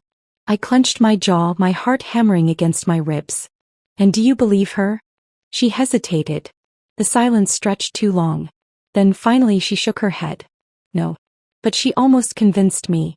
That was the terrifying part. Eleanor didn't need the truth to be on her side. She just needed enough doubt to take root. Because once it did, she could twist it, reshape it into something that fit her narrative. I swallowed hard. What else did she say? Vivian hesitated again, then sighed. That I need to be careful who I trust. That she only wants what's best for the family. She looked up, something unreadable flickering in her expression. And that she's going to fix everything. My stomach twisted. That wasn't a reassurance. That was a threat. Eleanor wasn't just planning to regain control. She was planning to erase any trace that she had ever lost it in the first place. I exhaled slowly, steadying myself. Then we don't have much time. Vivian frowned. For what? I met her gaze, my voice firm. To make sure she's the one who falls first. She stared at me for a long moment, her breath coming unevenly. Then slowly she nodded. The crack in Eleanor's crown had deepened. And now, all it would take was one final push to bring her empire crumbling down. Vivian's nod solidified something between us. A silent pact. A mutual understanding that we were no longer just reacting to Eleanor's control. We were preparing to dismantle it. But knowing we needed to act was one thing. Deciding how was another. I could see the internal war still raging in Vivian. Her entire life had been shaped by Eleanor's hands, sculpted into the perfect daughter, the loyal pawn. And now she was being asked to betray the woman who had built her. It wasn't an easy thing to undo, even when the truth was staring her in the face. I kept my voice steady, careful. If she's planning to fix things, that means she already has something in motion. Vivian exhaled sharply. She does. I stiffened. What is it? She hesitated, rubbing her arms like she was cold. She's going to get rid of you. The words settled in the air like a drop of ink in water, dark and spreading. I had expected as much, but hearing it confirmed sent an electric current of adrenaline through me. I took a slow breath. How? Vivian shook her head. I don't know the details. But she was calm when she said it. Too calm. Like she's already set the pieces in place. That was what made Eleanor dangerous. She never acted impulsively. Every move was calculated, every detail ironed out long before anyone else even realized a game was being played. And if she had reached the stage where she was openly telling Vivian about her plans, it meant she was close to executing them. I swallowed the unease rising in my throat and forced a small, sharp smile. Then we'll just have to act first. Vivian's expression flickered with uncertainty. How? She controls everything. I tilted my head. No, she doesn't. Her brow furrowed. She controls what people see, I clarified. But people like her, they always have secrets. And secrets have a way of unraveling when you pull the right thread. Vivian's lips parted slightly as realization dawned. We weren't going to fight Eleanor head-on. That would be playing into her hands. We were going to let her undo herself. I stepped closer, lowering my voice. I need to know everything. Every little thing she's ever done to keep her grip on this family. Vivian hesitated, biting her lip. That could take days. I gave her a pointed look. We don't have days. Her throat bobbed as she swallowed, then nodded. For the next hour we sat in the garden, piecing together Eleanor's web. It was more intricate than I had expected. Everything she did was strategic. Who she invited into the family, who she kept at a distance, the lies she told to keep control. She had manipulated not just Vivian but Daniel, Charles, even the staff, ensuring that no one questioned her authority. But then Vivian hesitated, her fingers gripping the edge of the bench. There's one thing, but I don't know if it's true. I leaned in slightly. What is it? She looked around like she was afraid the house itself might hear.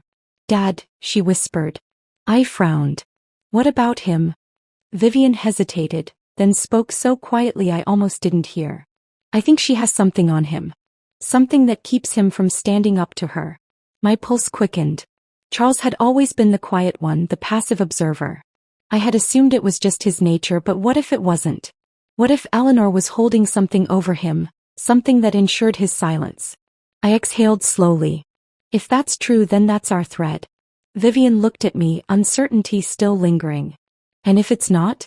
I smiled faintly. Then we find another one.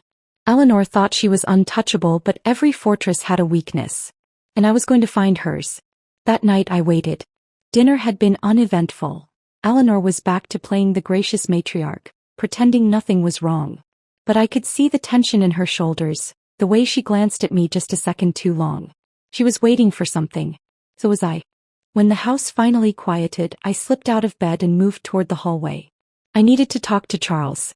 Alone. I found him in his study, nursing a glass of whiskey, his eyes distant as he stared at the fireplace. He didn't look up when I stepped inside, but I knew he had heard me. You should be careful sneaking around at night, he murmured. This house has too many ghosts. I closed the door behind me. Then maybe it's time to let some of them out. That got his attention. He turned, his gaze sharp. What do you want? I stepped forward. The truth.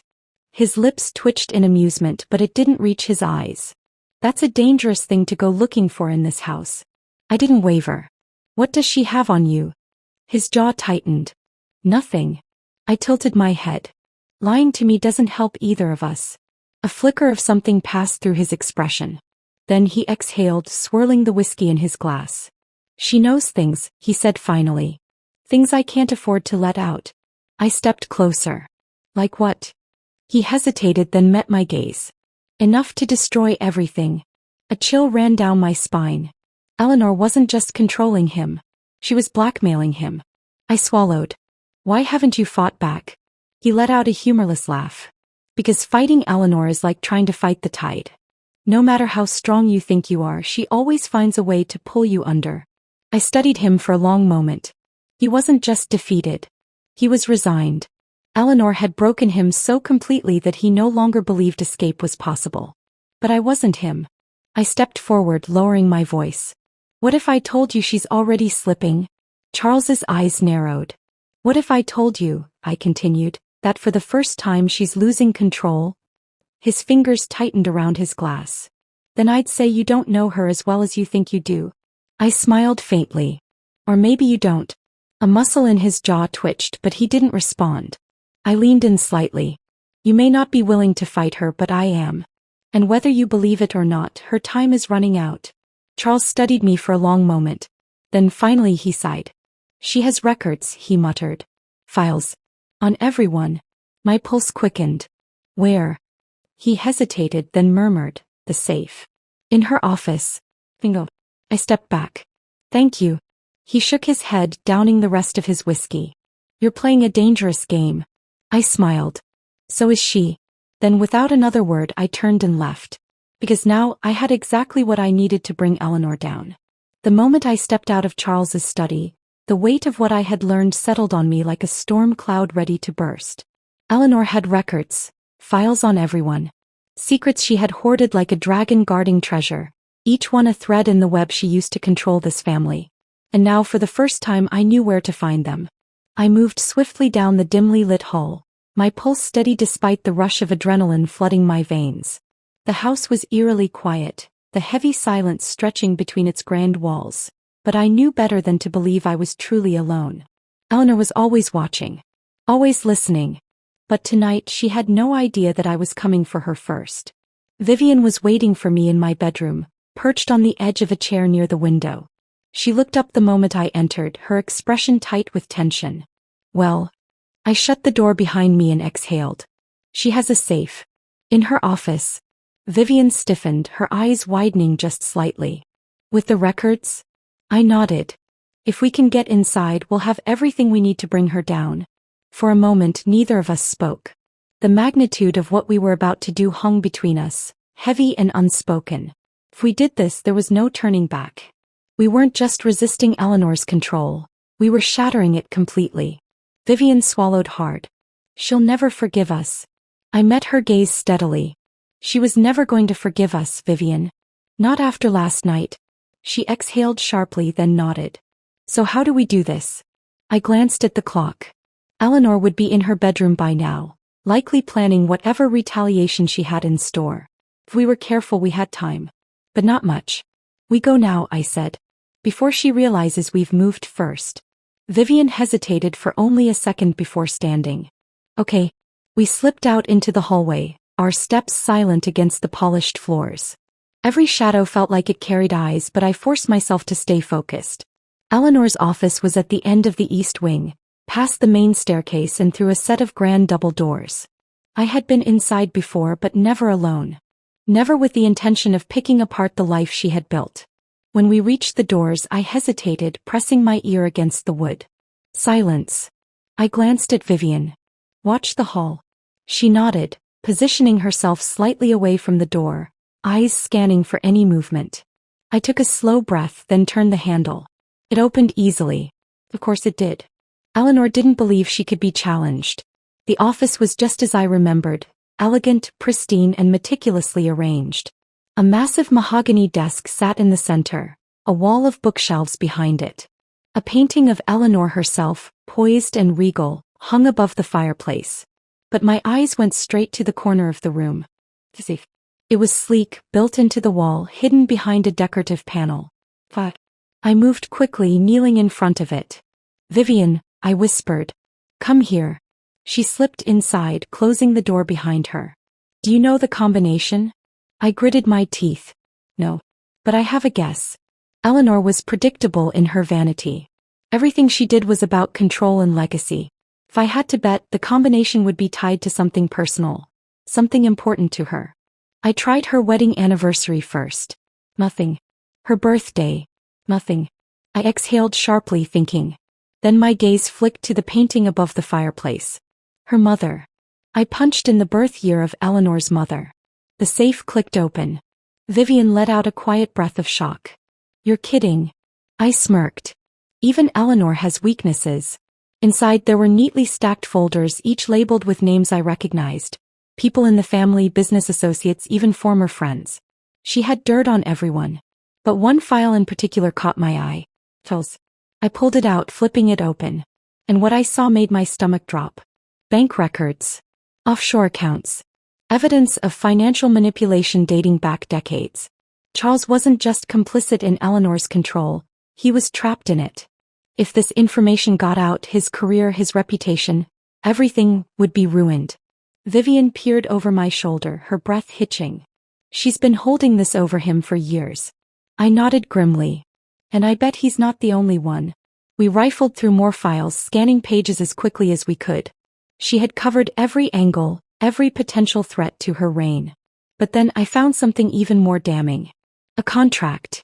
One with Daniel's name on it. Vivian frowned. What is that?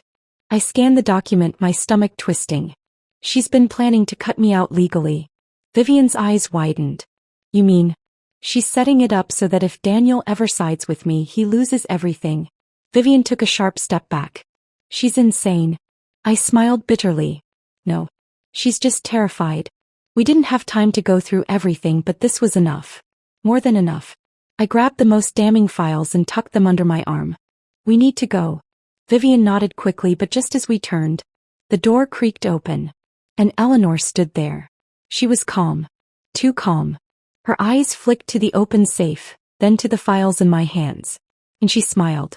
I was wondering when you'd finally grow bold enough to try, she murmured. Vivian tensed beside me, her breath shaky. But I held Eleanor's gaze, steady and unflinching. I was just cleaning up, I said lightly. Since you seem to be making a mess of things. Eleanor chuckled, stepping further inside, closing the door behind her. You think you've won something here? I lifted the file. I think I have more than enough to make sure you don't. For the first time, something flickered across her expression. The smallest crack.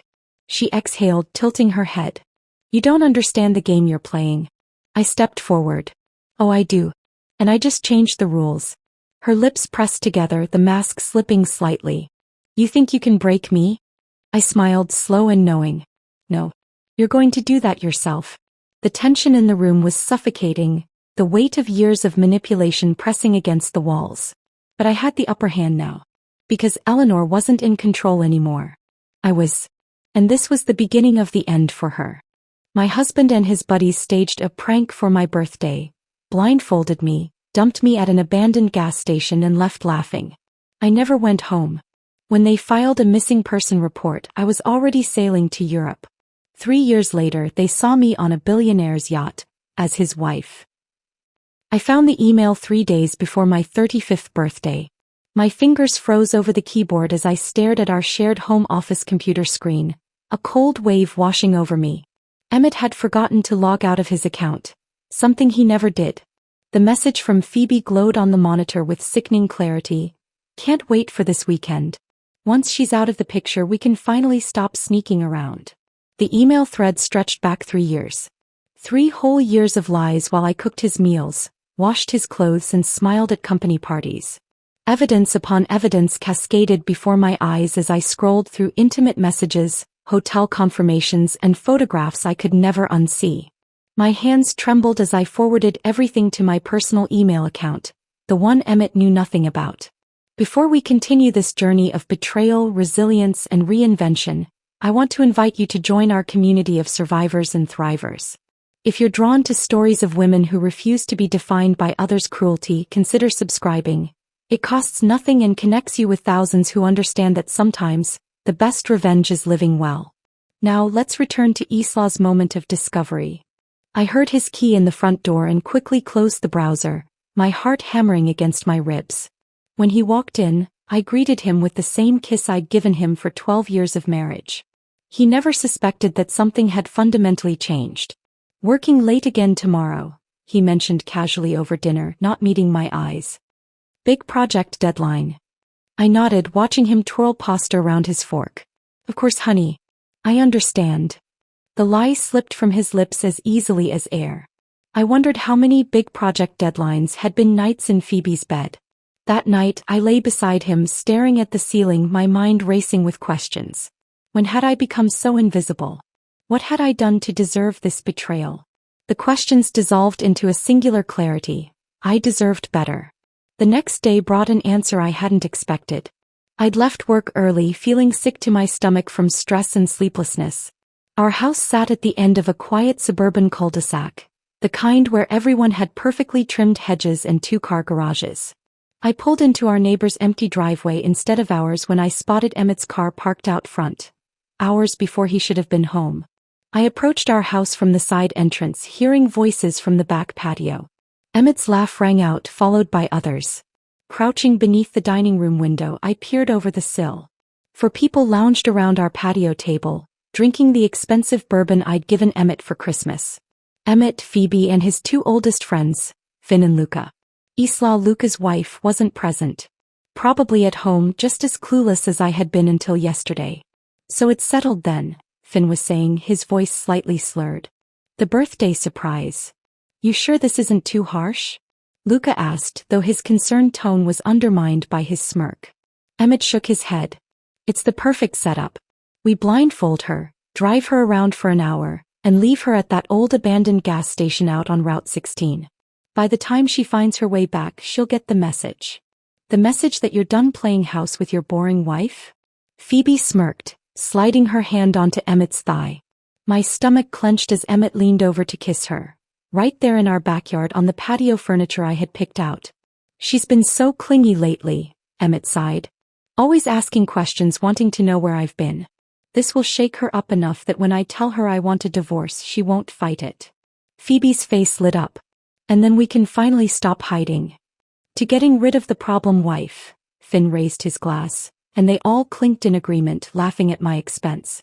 I sank down beneath the window, my back against the siding, heart pounding in my ears. They weren't just planning to humiliate me, they were plotting to break me. A prank designed to make me more pliable for the divorce Emmett wanted. That night, when Emmett came to bed smelling of bourbon and lies, I had already made my decision. Morning light filtered through our bedroom curtains as I stared at my open suitcase, hidden in the back of my closet. For 2 days, I'd been quietly gathering essentials.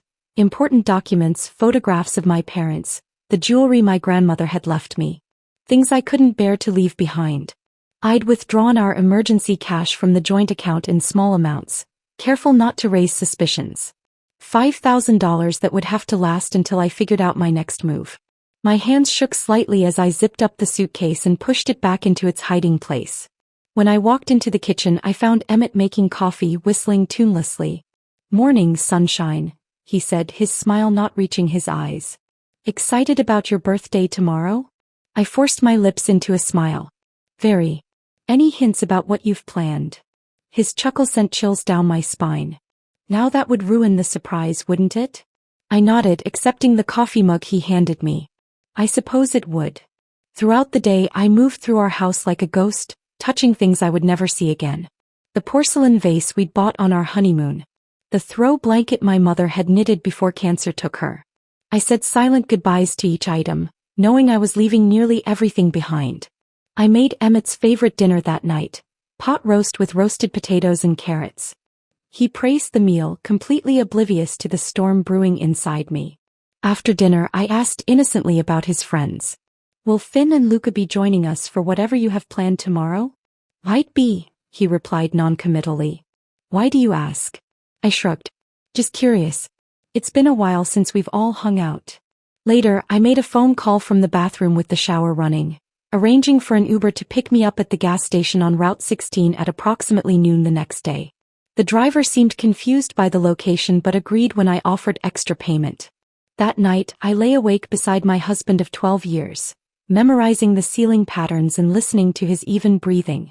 The man I had loved, built a life with, dedicated my youth to, planning to humiliate and discard me. Tears slipped silently down my temples, soaking into my pillow. Dawn broke on my 35th birthday, and I rose early to make breakfast. Pancakes with strawberries and whipped cream, Emmett's favorite. He came downstairs looking pleased with himself. "Happy birthday, babe," he said, kissing my cheek. "I've got something special planned for today." "I can't wait," I replied, my voice steadier than I expected. At 11, the doorbell rang. Finn and Luca stood on our porch, grinning widely. Phoebe wasn't with them, too obvious even for their crude plan. "Happy birthday, Isla," Finn boomed, handing me a small gift bag. Inside was an expensive silk scarf. I recognized the irony immediately. This would be my blindfold. "It's beautiful," I said, running the fabric between my fingers. "Why don't you put it on?" Luca suggested, eyes gleaming with anticipation. "Emmett wants you to wear it for the surprise." I smiled and handed the scarf to Emmett, turning my back to him. "Would you do the honors, honey?" As the soft fabric covered my eyes and the world went dark, I felt Emmett's hands at the back of my head, tying the knot securely. His fingers lingered for a moment on my shoulders.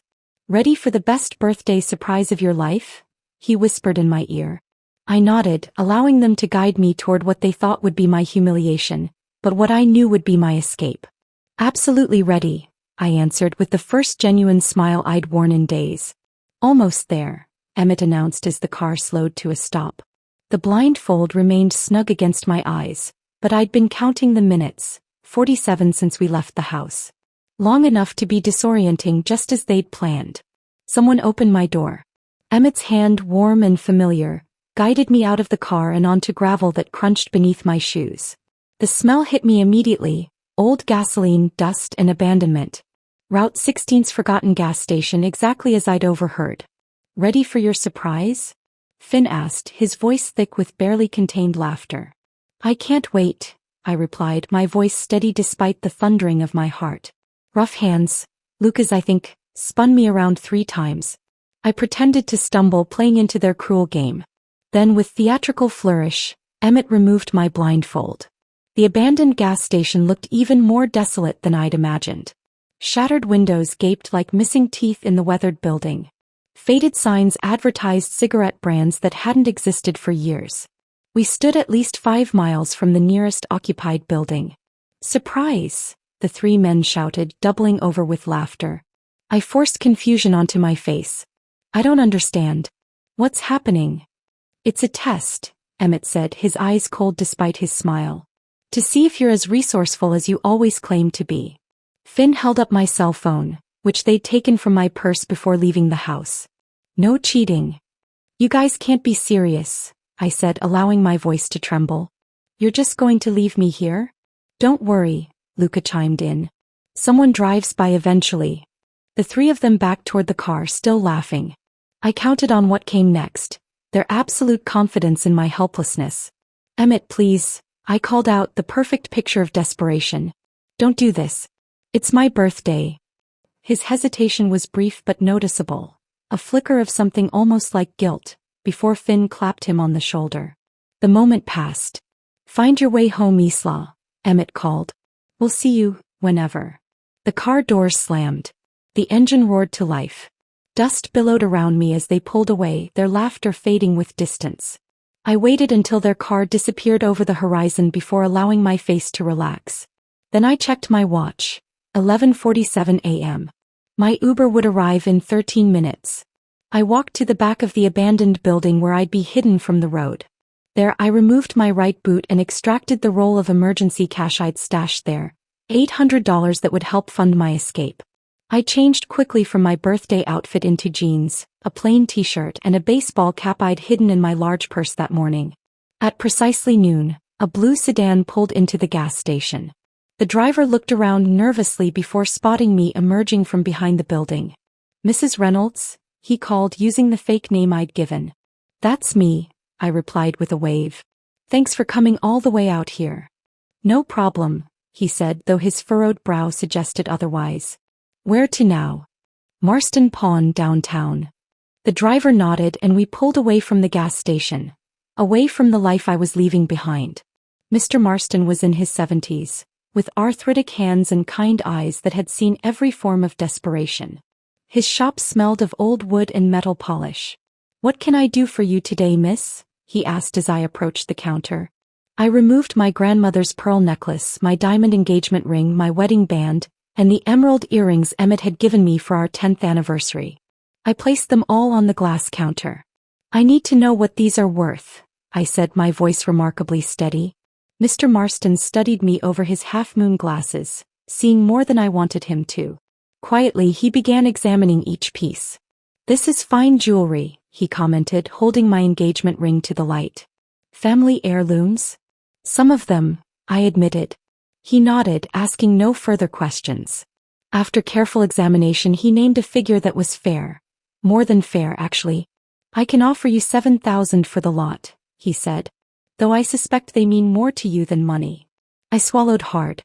Not anymore. Something in my expression must have spoken volumes. Mr. Marston disappeared into his back room and returned with something unexpected. A small handgun. "I don't normally do this," he said quietly, "but a woman traveling alone should have protection." He pushed it gently across the counter. "It's registered and legal.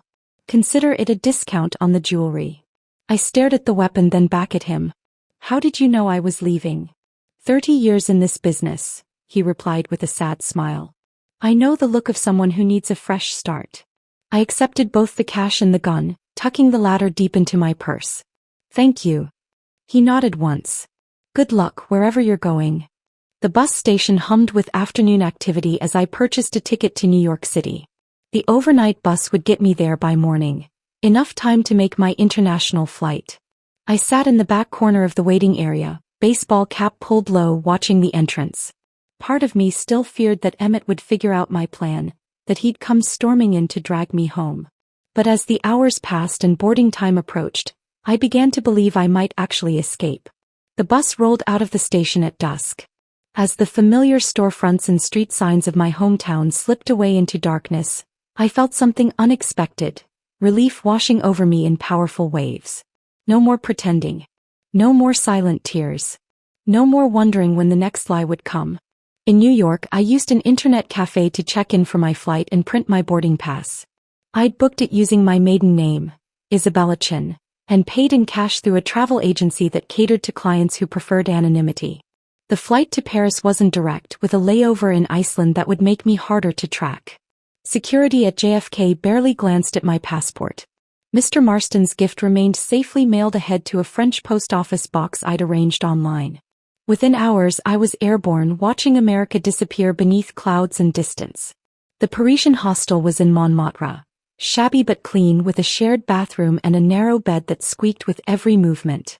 I sat on its edge that first night, listening to the unfamiliar sounds of the city filtering through the thin window. French conversations drifted up from the street below. Someone was playing an accordion in the distance. The smell of fresh bread from the bakery downstairs permeated everything. I'd done it. I'd actually escaped. My hands trembled as I opened the burner phone I'd purchased at the airport. No calls. No texts. In America, Emmett was probably just returning home, expecting to find me there, humiliated, defeated, and ready to accept whatever crumbs of a life he deigned to offer me. That I was here. An ocean away. Free. Terror gripped me suddenly. What had I done? I had no job, no real plan, limited funds, and barely spoke the language. I was completely alone in a foreign country. But then, hadn't I been alone for years already? Married but isolated. Present but unseen. I walked to the window and pushed it open, letting the cool Parisian night air wash over my face. The Sacré-Cœur Basilica glowed white against the darkened sky, a beacon on the hill. Somewhere in the distance someone laughed, a genuine joyful sound. For the first time in years, I allowed myself to imagine a future shaped by my own hands. The thought was terrifying. It was exhilarating. It was mine. Morning light filtered through the thin curtains of my hostel room, illuminating the dust particles dancing in the air. I'd been in Paris for 2 weeks and my resources were dwindling faster than anticipated. The romantic notion of escaping to France had met the harsh reality of being a foreigner with limited language skills and no employment history. That morning, I walked into the third employment agency I'd visited that week. My resume was sparse, deliberately so. I couldn't risk Emmett tracking me down if he ever decided to search for me. Isabella Chin, the receptionist called, mangling my maiden name with a French accent. The interviewer, Madame Rousseau, was a stern woman with impeccable posture and silver-streaked hair pulled into a tight bun. She glanced at my paperwork with pursed lips. "Your French is minimal," she noted in heavily accented English. "I'm learning," I replied. Quickly. She raised a perfectly shaped eyebrow. "And your experience?" "Administrative work," I answered vaguely. "I'm organized, punctual, and I learn fast." She studied me for a long moment, then sighed. "We have one position. Receptionist at Lambert Financial. They need someone who speaks English for their international clients." My heart leaped. Financial. Don't get excited. You answer phones and greet clients. 3-month temporary contract. If they like you, perhaps it becomes permanent. I nodded eagerly. "When can I start?" Lambert Financial occupied the 3rd floor of a modest building in the 8th arrondissement. The office was smaller than I expected, just 15 employees.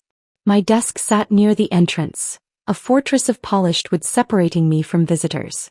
"Bonjour, Lambert Financial," I practiced each morning before the office opened, trying to perfect my accent. "Comment puis-je vous aider?" My immediate supervisor, Giselle, was initially cold toward me, another American taking a job a French person could have filled. But she thawed slightly when she saw my determination to learn. "Your pronunciation," she said one afternoon, wincing as I mangled a client's name over the phone. After I hung up, she added, "Let me help you." At lunch, while others went to nearby cafes, Giselle began teaching me proper French, correcting my grammar and pronunciation between bites of her sandwich. In return, I stayed late to help her with English reports. By night, I attended free language exchange meetups at a local bookstore. There, surrounded by expatriates and locals, I practiced conversation and gradually built a small social circle, careful never to reveal too much about my past. My tiny studio apartment, rented with the last of my pawn shop money, became my sanctuary. Each night I wrote down new French words I'd learned, repeating them until they felt natural on my tongue. The language became my armor, each new phrase a brick in the wall between my past and present. 3 months into my contract, I noticed something odd while sorting mail. An invoice from a major client had been duplicated, and Lambert Financial had paid it twice, an error of nearly €40,000. I hesitated, unsure if it was my place to point it out. But the duplicated invoice number gnawed at me. "Excuse me," I said, knocking softly on the door of Philippe Lambert's office, the company's founder and CEO. "I noticed something in the accounts that might be important." He looked up, surprised to see the receptionist in his doorway. When I explained the double payment, his expression shifted from annoyance to interest. The next day, Lambert Financial recovered the duplicate payment and I received something unexpected: a promotion to administrative assistant. "You have good eyes," Philippe told me. "We need that." My new role gave me access to financial reports, client portfolios, and investment strategies. The language of finance came back to me easily. Numbers had always made sense in a way people sometimes didn't. While filing reports and organizing data, I absorbed everything I could about European markets. 6 months into my new life, I had established a routine. Work during the day, French lessons, or quiet study in the evenings. On weekends, I explored Paris alone, finding comfort in anonymity. Occasionally, late at night, I would wake from nightmares where Emmett found me, dragging me back to a life of humiliation. I'd bolt upright, heart racing, before remembering the ocean between us. One rainy Tuesday, I prepared the conference room for a client meeting. As I arranged water glasses and notepads, Philippe entered with Giselle and 2 senior advisors. "Isabella, could you bring the Mercer portfolio when you have a moment?" Philippe asked. I nodded and retrieved the file. As I placed it on the table, I noticed the investment strategy they had outlined. Something about it triggered an alarm in my mind. "Will that be all?" I asked, turning to leave. "Yes, thank you," Philippe replied. I hesitated at the door, my hand on the knob. The error was glaring to me. They were recommending significant investment into a sector that, based on reports I'd been filing for weeks, showed clear signs of instability. "Pardon," I said, turning back. But I couldn't help noticing the telecom investment strategy. The room fell silent. Administrative assistants didn't comment on investment strategies. "There's a report from last week," I continued, heart pounding, showing 3 major European telecom companies facing regulatory challenges. The timing might be problematic. Philippe's expression was unreadable. Giselle looked mortified on my behalf. "The report is in the blue folder, 3rd cabinet, 2nd drawer," I added, then promptly shut my mouth. After an excruciating silence, Philippe opened his briefcase and produced the very report I'd mentioned. He studied it, then looked up at me with narrowed eyes. "You read all the reports that come across your desk?" "Yes, sir," I admitted. "I find them educational." A client meeting wasn't the place for this conversation, so I was dismissed with a nod. I spent the rest of the day certain I would be fired for overstepping. Instead, Philippe called me into his office after hours. "How much do you know about financial markets?" he asked without preamble. "More than a receptionist should," I admitted. "Less than I'd like." He studied me with new interest. "Where did you learn?" "Self-taught," I replied, the half-truth easier than explaining my previous life. "I've always been good with patterns and numbers." Philippe leaned back in his chair. "The Mercer account is important to us. Your observation today saved us from a potentially embarrassing recommendation." He paused. "Would you be interested in more responsibility here?" "What kind of responsibility?" "Analysis. Research. Behind the scenes, of course. Your French isn't ready for client-facing roles yet." I felt something I hadn't experienced in months. A flicker of genuine ambition. Not just survival but purpose. "I would like that very much," I replied. That night, as I walked home along the Seine, the lights of Paris reflected in the water like stars. For the first time since arriving, I didn't feel like I was merely hiding. Isabella Chin, the woman I was becoming, had just taken her first real step forward. Not running from the past but walking steadily toward something new. I stopped on Pont des Arts, watching boats glide beneath. Somewhere across the ocean, Emmett probably believed I was broken, defeated, perhaps even dead. He couldn't imagine what I was building here, brick by careful brick. A life completely beyond his reach. 6 months into my new role as a financial analyst at Lambert Financial, Philippe called me into his office. A man I didn't recognize sat across from his desk, tall with salt and pepper hair, wearing a perfectly tailored navy suit that spoke of wealth without shouting it. "Isabella, this is Mr. Tanner Reed," Philippe said, using the name I now answered to without hesitation. "He's the CEO of Atlantic Meridian Shipping. Mr. Reed, this is Isabella Chin, the analyst I mentioned." Tanner Reed stood to shake my hand. His grip was firm, his blue eyes assessing me with open curiosity. "Mr. Lambert tells me you have an unusual talent for spotting market trends," he said, his American accent immediately recognizable. "Something about seeing patterns others miss." I smiled politely. "I just pay attention to details." "Isabella will organize your portfolio review," Philippe explained. "Atlantic Meridian is expanding its European operations, and they need our expertise on local investment opportunities." I nodded, accepting the assignment with professional detachment. It was the largest account I'd been given access to, a sign of Philippe's growing trust. As I turned to leave, Tanner Reed spoke again. "Mr. Lambert mentioned you're American as well?" I tensed slightly. "Originally, yes. But Paris is home now." Something in my tone must have discouraged further questions. He simply nodded and returned to his conversation with Philippe. Atlantic Meridian's portfolio was massive. A sprawling network of shipping operations, property investments, and stock holdings. I spent weeks organizing the data, creating comprehensive analyses of their current positions and potential vulnerabilities. Tanner Reed returned to our offices frequently during this period. Sometimes he worked directly with me, asking pointed questions about European markets that revealed a sharp business mind beneath his reserved exterior. "You've flagged our Mediterranean port investments as high risk," he noted during one session, tapping the report I'd prepared. "Most analysts consider that region stable." "Most analysts aren't looking at the labor unrest in key ports," I replied. 3 major strikes in 8 months, with another likely before year's end. Combined with increasing fuel regulations that take effect next quarter, your operational costs there will jump at least 17%. He studied me with newfound interest. "And your recommendation?" "Strengthen your Northern European holdings instead. Less immediate profit potential, but significantly more stable for the next 3 years. Particularly the Norwegian routes." 2 weeks later, the Mediterranean ports erupted in the largest shipping strike in 15 years. Atlantic Meridian, having shifted resources based partly on my analysis, weathered the crisis while competitors floundered. The following day, Tanner Reed arrived at our office with an unusual request. "I'd like to borrow Ms. Chin for a special project," he told Philippe. "A consulting arrangement between our companies, with her as the primary liaison." Philippe looked conflicted, pleased at the prestigious connection but reluctant to lose my services.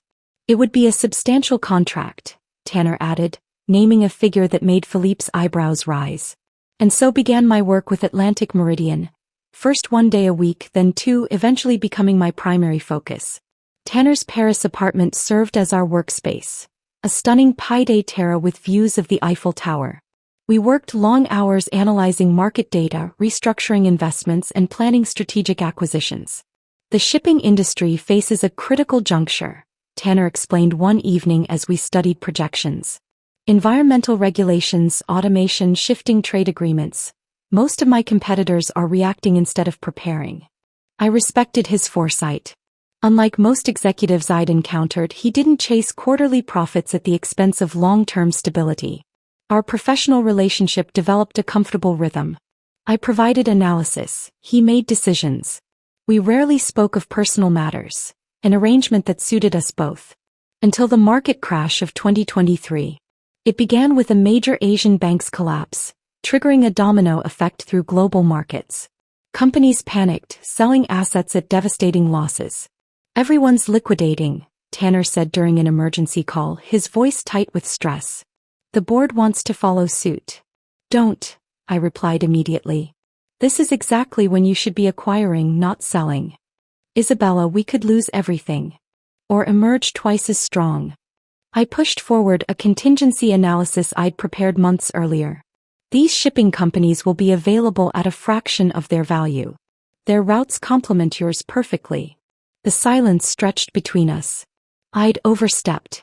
An analyst telling a CEO how to run his billion-dollar company during a global crisis. If you're wrong, he finally said, we both lose our careers. I'm not wrong. 3 days later, while competitors frantically sold assets, Atlantic Meridian began a careful acquisition strategy. Within 6 months, they had doubled their fleet size at minimal cost. When markets eventually stabilized, the company's value had tripled. Financial journals called it strategic genius. Only Tanner and I knew the truth. That a woman who had once been abandoned at a gas station had orchestrated one of the most successful corporate expansions in recent history. Our relationship shifted subtly after the crash. Tanner began asking my opinion on matters beyond financial analysis. We occasionally dined together after late work sessions, conversations extending beyond business to books, travel, and cautious glimpses of our pasts. I revealed little about America, only that I had left after a difficult divorce. He shared more freely. A marriage that ended when his wife decided corporate life was too demanding, a daughter in college who rarely called. One evening, after a particularly successful acquisition, he opened an expensive bottle of champagne in his apartment. To unlikely partnerships, he toasted. To new beginnings, I countered. Our glasses clinked and something changed in the air between us.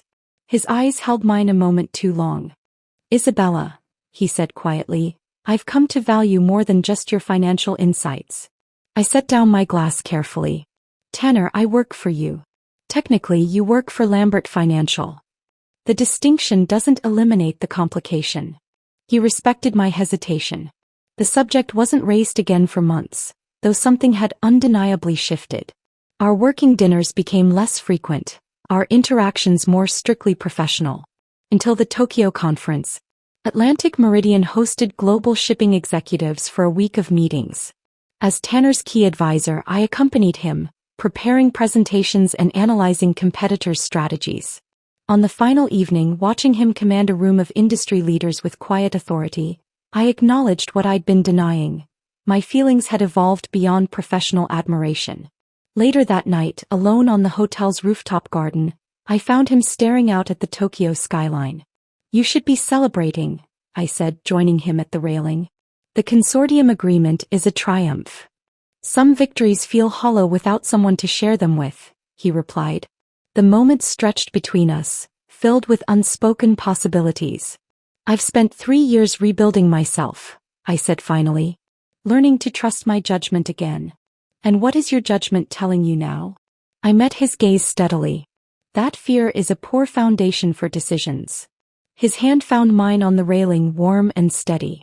I would never want to be another thing you fear, Isabella. 6 months later, we stood in a modest Paris courthouse. No elaborate ceremony, no extravagant reception. Just us, Philippe and his wife as witnesses, and the simple words that bound our futures together. My wedding ring was nothing like the diamond Emmett had given me years ago. Tanner had chosen a band of twisted gold. Imperfect, unique, resilient. The European financial press noted the marriage with mild interest. A shipping magnate wedding his financial advisor. The American media, focused on domestic scandals and political upheaval, paid no attention to a marriage across the Atlantic. That evening, on the balcony of what was now our Paris apartment, Tanner wrapped his arms around me from behind. Any regrets, Mrs. Reed? I leaned back against him, watching the city lights shimmer. None. And you? Only that I didn't find you sooner. I smiled, thinking how differently our paths might have crossed in another life. If he had met the woman I was before, Emmett's overlooked wife, would he have seen what lay beneath the surface? We found each other exactly when we were meant to, I replied, turning in his arms to kiss him. 3 years into our marriage, Tanner and I had settled into a comfortable rhythm between Paris and his other homes. Atlantic Meridian had grown substantially under our combined guidance. His vision paired with my analytical foresight.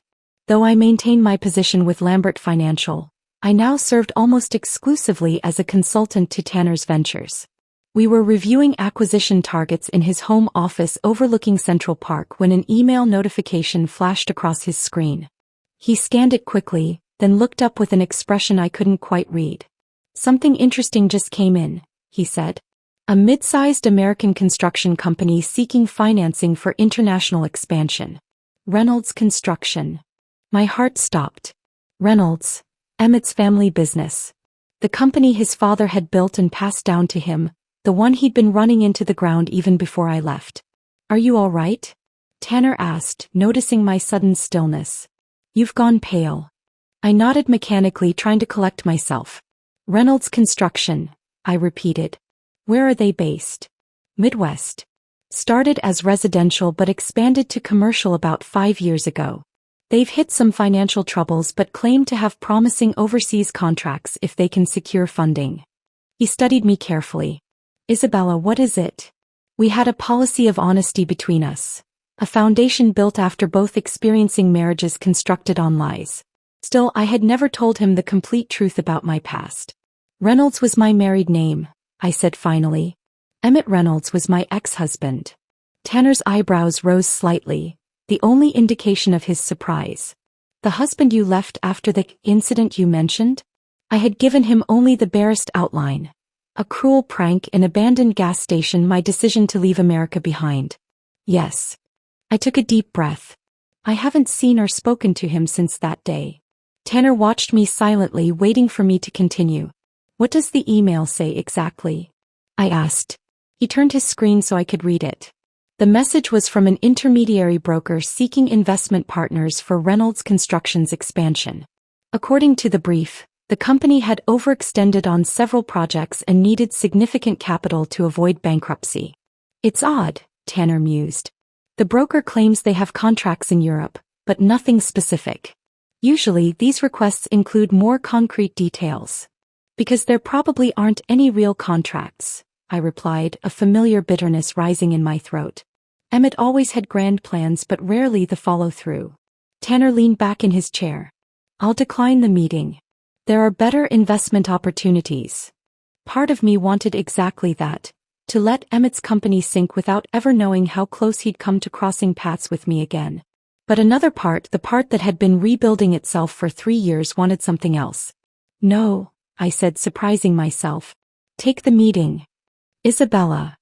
I want to be there," I continued. "Not for revenge, but..." I paused, searching for the right words. "For closure, maybe. To see him once on my terms." Tanner studied me with concern. "Are you certain?" I nodded slowly.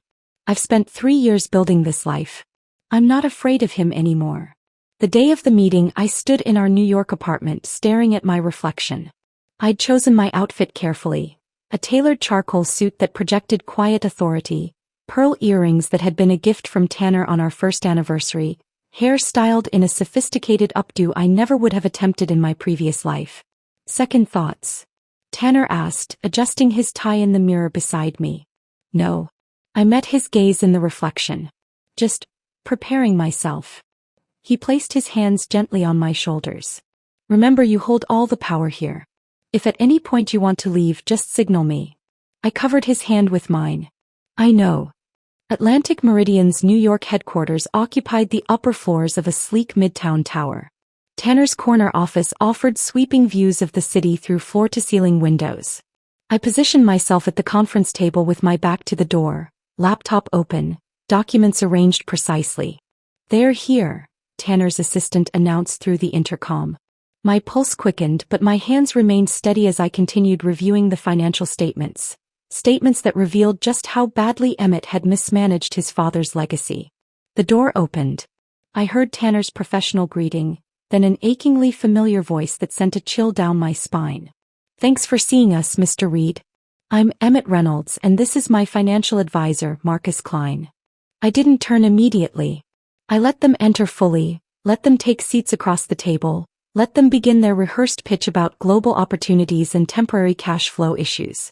Only then did I slowly raise my head. The recognition wasn't immediate. 3 years had changed me, not just my appearance but something fundamental in how I carried myself. I watched as Emmett's gaze passed over me, then snapped back, confusion giving way to disbelief. Isla. The color drained from his face. Isabella Reed, I corrected calmly. Chief Strategic Advisor for Atlantic Meridian Shipping. I allowed myself a small smile. And Mr. Reed's wife. Marcus Klein looked between us, bewildered. You two know each other? Emmett couldn't seem to form words. His mouth opened and closed, his eyes darting between Tanner and me as though trying to make sense of an impossible puzzle. Mrs. Reed and I have a prior acquaintance, Emmett finally managed, his voice strained. From before. How fascinating, Tanner responded with practiced ease. Small world indeed.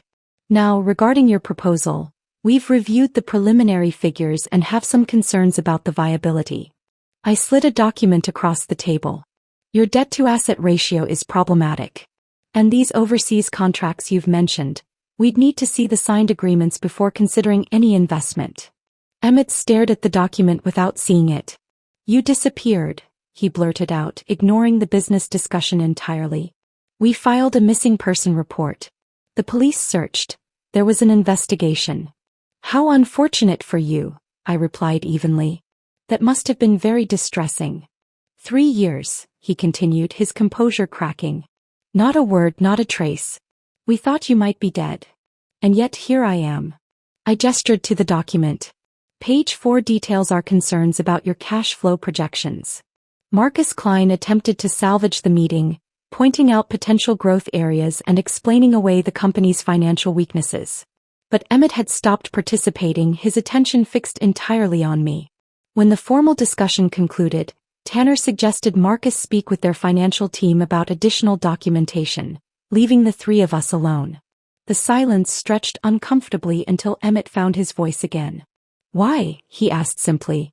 I considered deflecting, considered silence, considered all the cutting responses I'd imagined over the years. That I told the truth. Because you left me blindfolded at an abandoned gas station as a birthday prank.